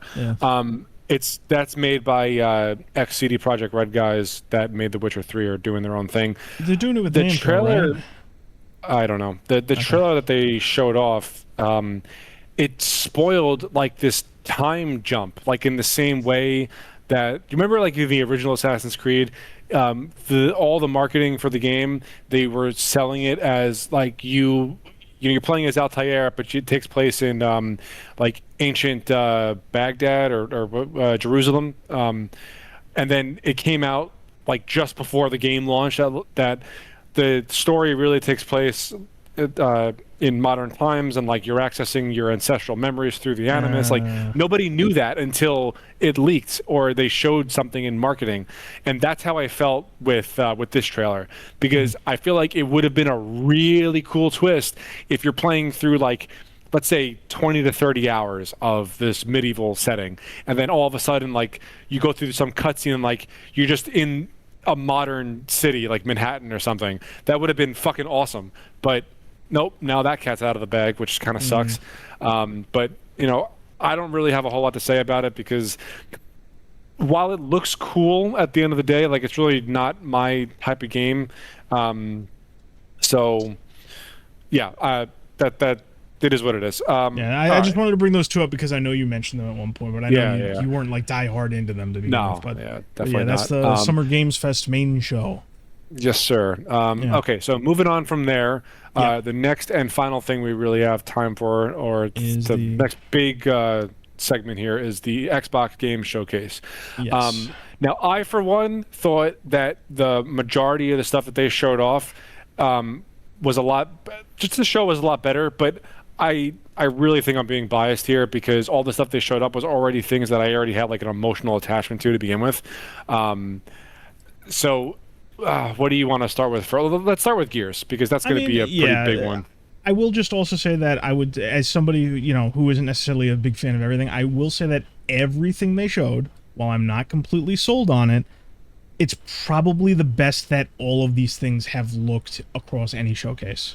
It's funny that you say that, because that was my initial opinion as well. That was my gut reaction, was that everything that they showed looked like the best version of that product that could be shown at this point. And that's praise as far as you and I are concerned. So am I going to rush out and buy the new Fable game? No, but I think this is the best the new Fable game has looked, Yeah, I actually didn't see anything about the new Fable game. I was playing catch up today. I just didn't have enough time to get to that one. I'll probably watch it after we're done. They course corrected a lot on the tone and style so far. Not saying it's perfect. Not saying I'm sold. That's the kind of stuff I'm talking about in this showcase. Okay, so the big one, probably the biggest item of the show, was Gears of War E-Day. Now, Anthony, before we actually get into what was shown, I have a confession to make. Go for it. They showed off what the Gears of War E-Day Collector's Edition was going to be, and I fucking bought it. Already? You're locked in already? God Well, damn. no, I'm not even like solely locked in on the game, even though I really liked what I saw. The statue itself was fucking incredible. I just thought it was awesome. And you've seen my little like gaming shrine in the master bedroom of my, like I showed you a picture, right? Since I moved. Yes. That is going to look so good on my shelf. It's going to look so good. Oh, God. So, okay, with that confession out of the way, do you want to go first with this, or should I? I mean, I'll go first, and then you can follow it in, because I'll just tell you right now, this Gears, as far as we've seen it, has delivered everything I wanted from a Gears as far as like the gameplay, the tone. I'm and so everything glad we're on looks. the same page with this, because you and I disagree on a lot of shit. I'm really glad we're on the same page. I only have one gripe, but everything else, like if you said to me, we're gonna try and approach the horror side of Gears, and we're gonna bring things back, and we're gonna tone things down. The gameplay looks phenomenal. The weight of everything moving looks great. They're innovating in all the right areas with things like sliding and climbing major cover. The characters look great. I think it's the best. Visually, just like if we're talking about games, like, you know, the way that Rise blew everyone away like 13 years ago, however long that is, this is probably the best looking game of all of the showcases, visually speaking. I think it looks. I think overall it's just. Yes. Fucking relieved that this is your opinion. Yes, my because go ahead. Because I'll follow you. You can get to talking about the game, and I'll just nod along because I have nothing but really good things to say about it so far. Is that my one gripe is that with these graphical improvements, the style of things is kind of lost a little bit. And Gears of War wasn't the most stylistically speaking games ever, but I'm talking about like the most notable thing is the what do they call it? Sexual dimorphism. Is that the right term? It's the extreme way that the characters looked was almost like cartoonish, where they were like really bulky, and that's kind of lost. That's the only style lost there, which is so, whatever. It's funny that you bring that up also, because this was, I didn't have a term to put to it like you did, but this was one of the things that I noticed almost immediately, but probably not in the same way that you noticed it. So, number one, I agree with everything that you just said. I think graphically and visually, it looks phenomenal. It looks really, really good. Yes. I think that the cover-based shooting, that also looks top notch, and not even like just the mechanics of you going into a piece of cover, popping out, shooting, going back into cover, rinse and repeat. The way that Marcus is animated going into some of these pieces of cover was so clean. Like, I don't even know how else to describe it. Like, okay, that one segment in the gameplay trailer where not the first bug hole or the first e-hole, but the second e-hole where it was the bigger one and like that intersection of the town road, and like Marcus runs up to this like cracked up piece of pavement and takes cover behind it, but it wasn't like the same animation of cover that was been present in every single Gears of War game since like 2003 or 4 or 5 or whatever, however long it's been. Like the way that he crawls in to make his body as small as possible, to actually get cover and concealment under this piece of asphalt, and then him like poking back up to shoot more locusts, that looked so good. It looked so good. Looked really, really good. Yeah, really, really good. So that was like something I noticed almost immediately. Going back to that sexual dynamism, how did you say it? Dimorphism. Dimorphism. Okay, so what I was talking about from what I saw was the characters, especially without the armor on, they look not as big and bulky. Now, you can say it's a positive or a negative depending on how you feel about it's just noticeable. Yeah, depending on how you feel about the franchise overall. But something that was like super apparent to me was the fact that they made the characters look like they are more agile, but the same overall sense of weight was still very present. Yeah. Like, I don't know how the fuck they did that, but it works very well. Very, very well. And then the verticality of like the supermarket segment of Marcus like jumping from top of the aisle to top of the aisle. I can't pick out a single bad thing about this showcase. It looked so good, Anthony. It does look really good. And then we got that leak earlier today too about how apparently Horde mode is supposed to be 12 people. Holy shit! Holy fuck! I am so excited.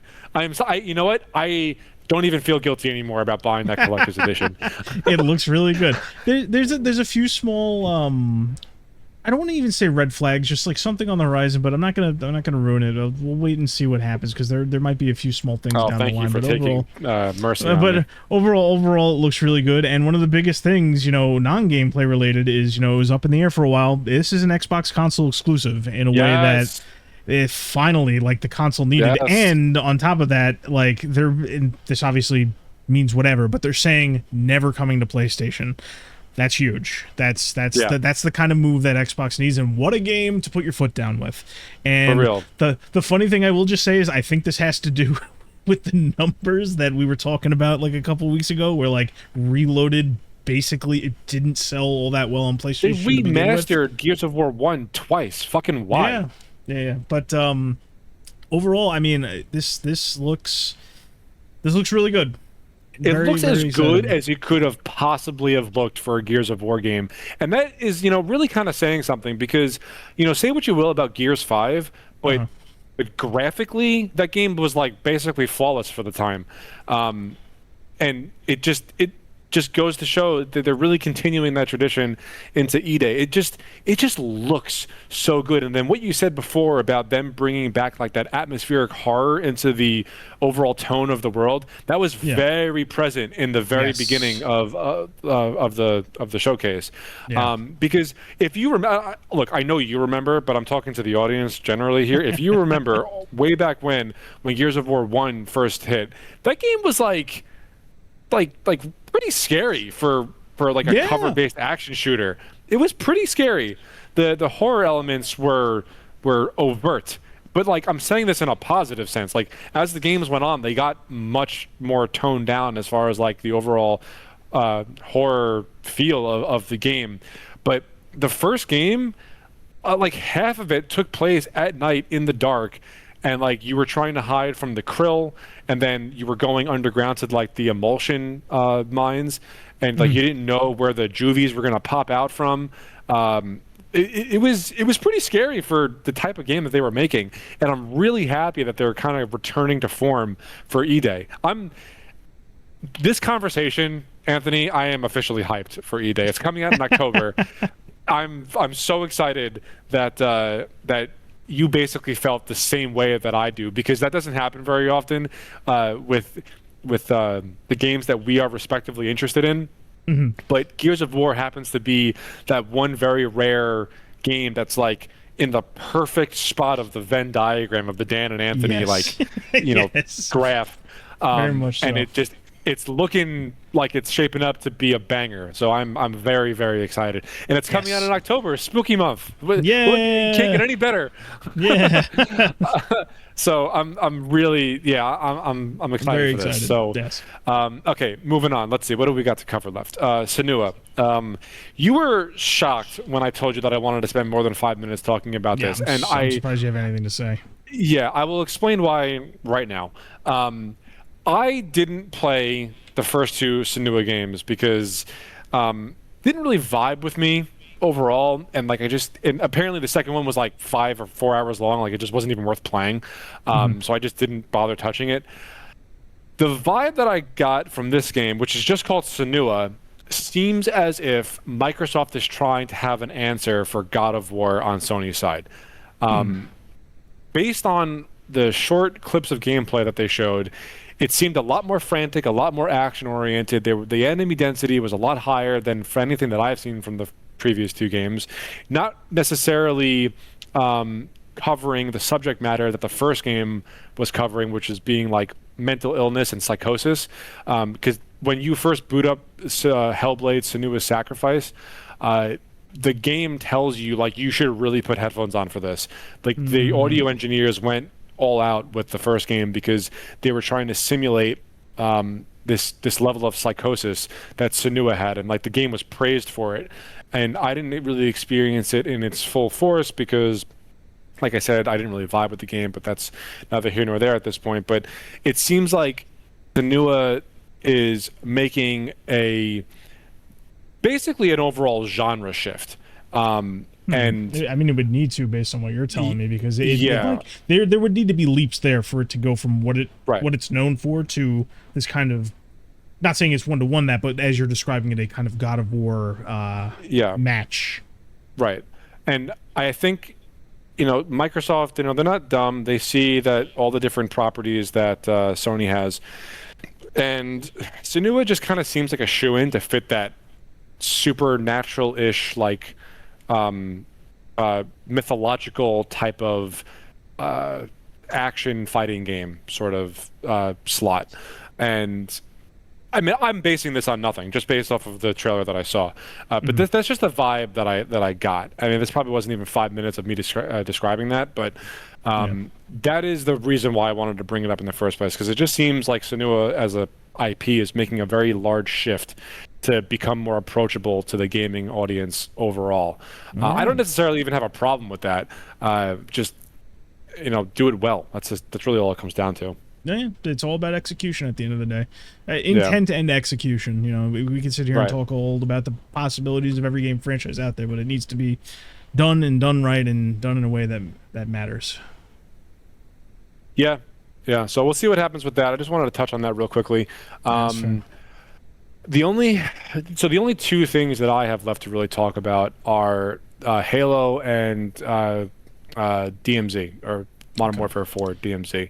I know you want to talk about Persona, so maybe you should just get to that right now, because we both have what to say about Halo and COD. Yes. So, Persona, Xbox continuing like their tradition with partnering very heavily with Sega, and Atlas is under Sega. So they had two Persona showings. The first one was Persona 4 Revival, which is the remake of Persona 4, which I have more to say on, and the other one was Persona 6, which has been leaking left and right lately. And they showed a teaser for it. We still know next to nothing about it, and based on the development history of Persona 5, it's very possible that a lot of the themes shown in the trailer could change over time. Like, basically, they're just like, this new Persona could be about, identity and conforming with society, and I'm just like, so like the last however many Persona games that we know nothing about it. That's basically what I'm getting at. It could be fucking anything. We just know that it's officially announced now. The real thing to talk about is Persona 4 Revival, which is officially confirmed to be a remake of the expanded version of Persona 4 Golden, because this is one of those franchises where it's like they put the game out, they let it sit, and then like a year later they do an expanded version with new tweaks, new gameplay offerings, and all that kind of stuff. This is the real time we saw a bunch of the game itself, and looking at it, it's an easier layup than Persona 3 Reload was, because Persona 3 had two distinct versions that like had additional story content and all these different changes. That was a harder bar to jump over, and I don't think they really did. And at the same time, when they did that with Persona 3 Reload, a lot of the visual changes and graphical stuff they did, it just didn't fit the tone of the series. But on the bright side, all of the graphical improvements and tone and all that kind of stuff that they made for that particular remake fits this remake much better, because it's brighter, it's more colorful, all that kind of stuff, and it really does show here. I still think some of the texture work is inferior. There's going to be a lot of discussion about this leading up to it as far as how it looks. All I can really say on that front is that what they're trying to do with these games now fits better with this than other projects that they've worked on before. The only other two things to really say on it, other than that, like I can say it looks good, but this is a 100 hours long RPG that you need to like get through to really judge. Is Persona is evolving its gameplay in such a way where the gameplay is getting really fucking trivial, because it went from a kind of difficult JRPG with a lot of stats to juggle and a lot of time to manage, to the point where it's like individual battles are basically just rock, paper, scissors, leapfrog, checkers, whatever the fuck you want to call it. Because like it used to be, it's like you go for the weaknesses, you do your best to last, and in some cases you didn't have control over your party. Now it's like they have this system called One More and Baton Pass. And what that basically is if you hit a weakness, you get an extra turn to play. And when you get that extra turn to play, you can hand it off to somebody else in the party. And like, it didn't used to be that. It used to be just Baton Pass, and they added one more. Now they're adding more to that, where it's just like, if you do that enough times, you just get this super finishing move. This game is, like, in order for it to be easy, to be difficult, there needs to be some kind of balancing they're not telling us about yet, or it's just going to be easy. I really don't have any other. The Persona games have been getting progressively easier since 2018 or whenever Persona 5 came out. I don't remember, but it's just, I don't know. That's my only real two comments. The visual style fits this better than it did Persona 3 Reload. I think that they had, they're using the term reimagining a lot. It leaves me worried about some of the story beats, especially considering it's about accepting who you are. And you know how we feel about that in the year 2026, what we just went through for like the last 6 years. Nobody really wants to, and it does touch on a lot of those like hot button ones. So I'm like worried about whether the script's going to change or not, but we'll know more about that as time goes on. Basically, visually, it looks good. Under the hood, it's going to be easy as fuck, and there's a lot of scripting stuff that I need to know isn't fucked with before I even consider buying this. Yeah, good luck with that one, bud. Yeah, I mean, there is a line where a character literally says, there will be a day where I grow up, I go from child to adult, but there will never be a day in which I go from woman to man. That line is not going to be in the remake. I can guarantee you that right now. That's not making it in, even though the whole thing is about self-acceptance. That's like a core theme. You would need to. We can only hope that's where the differences end, where they remove that line and do something softer. I don't want any kind of chicanery with my JRPG franchise from fucking 20 years ago. All right. But Dan, you can lead us into Halo and Call of Duty now, because I'm officially out of individual anecdotes for me to talk about, and we're running out of time, so do as you will. Okay, so I'm going to start with Halo first, because I have less to say about that than COD. I was genuinely surprised when I saw the trailer for Campaign Evolved. I think it looks way better than what they first showed us, however long ago, during like the fuck was the mission called, Silent Cartographer. That looked not good at all. Not good. From just at first glance to nitpicking as Halo people, Yeah, it looked pretty bad. Now cut to today, where they showed the trailer that they showed. I am genuinely shocked by like how much more Halo it looks, if that makes sense. I think a lot of it stems from the fact that like they really highlighted the new content coming with this remake, which gives them it gives them a little bit more wiggle room, where it's like that's a good point. Sure, you'll have people like me and that one Halo guy I know who will scrutinize like the weapon choices, but you're no longer comparing like the events of Halo 1 to a remake of Halo 1. You're looking at what they're offering you. Yeah, I mean, it looked good. I'm still not completely sold on it, because like at this stage, I don't think, one, we really need another remake of a Halo campaign, especially the first one, when it's already been done 10 plus years ago in the way that it was. I think that the remake that they put out the first time was great, and this just feels kind of purposeless to me. And I'm a huge Halo fan. Like I don't want people to think that I'm bashing on it just to bash it. I'm a very big Halo fan, but it feels borderline unnecessary. I would rather them either try to continue Chief's story in some other fashion, because while Infinite was a lot of fun to play, the story was equally as bad. Like it didn't feel like it did anything substantial, or make a different type of Halo game.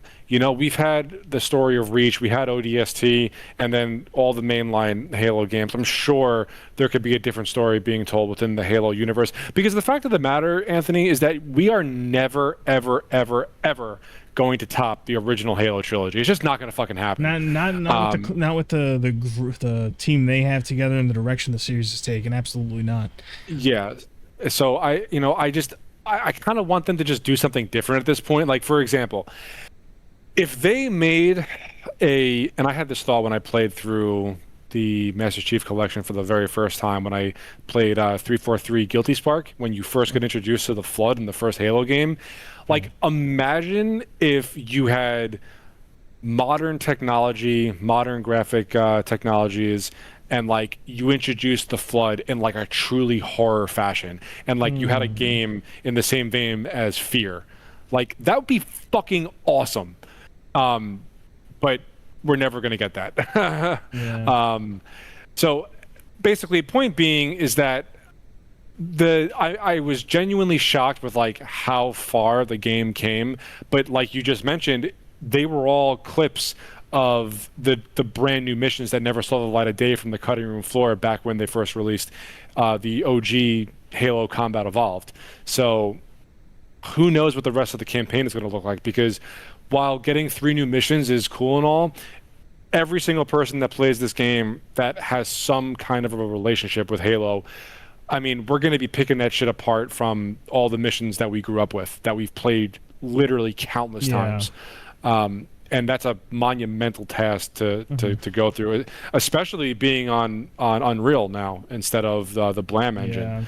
Yeah. So, to kind of piggyback off what you're saying is, I do think what they showed was better than what they showed before, kind of the theme of this, as we talked about. But that's just from a virtue of not needing to compare everything to the original. I do think a lot of those key issues still remain, because like they didn't really, the things that we picked apart that when it got announced, they weren't shown again, you know, and it's not like they made monumental improvements to the core experience. We're just seeing more of the package that isn't there to be put under a microscope. So I'm not 100% sold on it. I do think that, again, there's just a better showing of the product, but the sum of its parts, I don't think they've made improvements. It's not like the other stuff that we talked about where it's just like, we finally saw Gears and Gears looks awesome. They showed Fable and it looked better than it did before. They're trying to revamp Senua, you know, and all that kind of stuff. It's just, I don't know. I'm not sold on it yet. And we still are left with the fact that it was a kind of unnecessary remake to begin with. Yeah. I mean, if I end up still being a subscriber to Game Pass by the time that game comes out, like I'm gonna play it, you know, like I'm not gonna not play a Halo remake, especially if it's free for me. But if I don't have it, like I'm not going out of my way to buy it. The last thing I'll say about Campaign Evolve was that Johnson looks fucking weird. I don't, something's off there. I can't put my finger on it. I feel like Johnson looks weird. I feel like it's the first time we've seen him in this kind of new era of Halo, because like he's had appearances, obviously. Like I think the last time we got like a good look at him was like the Halo 2 anniversary cutscenes, and I think now we're just seeing him in this new era of Halo where things animate a little differently and it's in a different engine, you know. So I understand the disconnect, you know. I get it. But that being said, the way that they animated and modeled Johnson in the Halo 2 anniversary campaign remake, that looked like Johnson. Like that was a great Johnson. Not this one. Like, this looks too perfect, if that makes sense. Okay. Yeah. I can see what you're getting at. Yeah. Something's not right. So, that's the last thing that I'll say about Halo Campaign Evolved. Do you have anything else to add to this? No, I mean, it's just not enough to move the needle, even though I appreciate the fact that it looked better than before, because a lot of those underlying issues we had the first time around are probably still there, or I'm left to believe they're still there based on this newer showing. So the new content might be cool, but like, I can't let that overshadow, you know, our initial core problems with Campaign Evolved. Yeah, the one thing that I've taken away from all of these press conferences, reveal events, whatever you want to call them, there is an unreasonable amount of shit coming in September and October, like a lot. And that's honestly, man, it's all to avoid the fallout of GTA 6. That is my opinion. That's what a lot of people are saying, but you got to remember there are still a lot of games coming out in November. You know, interestingly, like, not necessarily a lot of big ones, but there are a lot of interesting ones coming out. Well, like, that's my point. Like, all the things that are really of note from all these showcases, they're all coming out September, October. They're remastering Godzilla Destroy All Monsters Melee. Okay.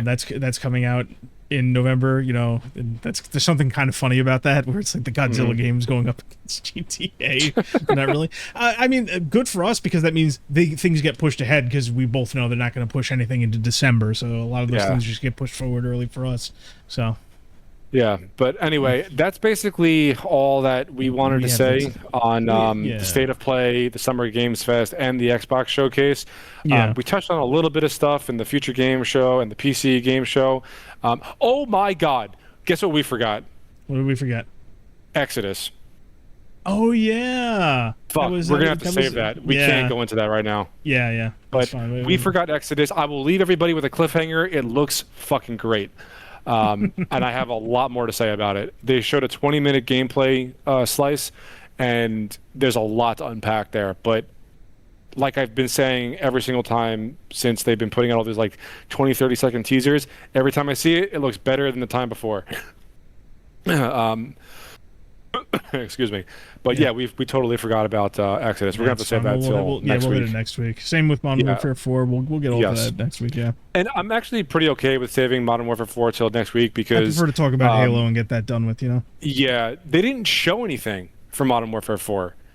Like, they had some their... of DMZ. They had their little trailer, but they didn't really show anything, and I'll go into that next week. And you'll understand why I think this once I explain it. But I don't think they showed anything of substance, which kind of rubbed me the wrong way. But we did get a lot of info, but we'll go into that next week, because we don't really have any time right now. That's fine. We can do a really quick slice of life, because the thing that I got is very, very tiny. But you can't be ranting for whatever this is. I won't be ranting. All right, so tell me what you got for Slice of Life. In the midst of all of these exciting announcements and all this kind of stuff, one of the highlights of my week is that multiple insiders are reporting that the Final Fantasy IX remake has been shelved indefinitely. That's my Slice of Life. I'm thrilled with that. I don't want that. I don't trust modern Square Enix, and I don't need a new version of an already phenomenal game. Magical. So that's my slice of life. Okay. So my little slice of life is so it has what to do with Destiny again. I know, like, the wound is starting to kind of heal a little bit, but I thought this was fucking hysterical. This was from Razer's official Twitter account. They put out like a leaked screenshot of the State of Play like games list that they are gonna. It's really funny. Anyway, so these are the slated games that was from their leaked screenshot. GTA 6 new launch date, Bloodborne 2, Assassin's Creed, Creed of Assassins, Last of Us Part 1 remastered, Last of Us Part 2 remastered, Last of Us Part 1 and 2 Director's Cut, Last of Us Part 0.5 Prologue, Horizon 03, Horizon Zero Dawn 1 Concord remastered, Claire Obscure Expedition 81, Claire Obscure Expedition 82, 83, 84, and lastly Destiny 3. I fucking died. I thought that was just hysterical. It was like, you know how the leaked screenshots are like, for whatever reason, always cut off somewhere, or like at like a tilted angle because it's somebody with a camera phone like trying to take a quick sneaky picture. That's exactly how this looks. Oh God, it was just good stuff. Good stuff. But that's my little slice of life. We've been at this for 2 hours, definitely longer than our average show. So we're going to wrap it up here. If you are still listening, thank you very much for tuning in. This was episode 109 of the Pregame Network podcast, and Anthony and I will absolutely be back next week to talk about whatever happens this coming week. So once again, thank you for listening, and we will catch everyone in the next one. Bye-bye. Bye-bye.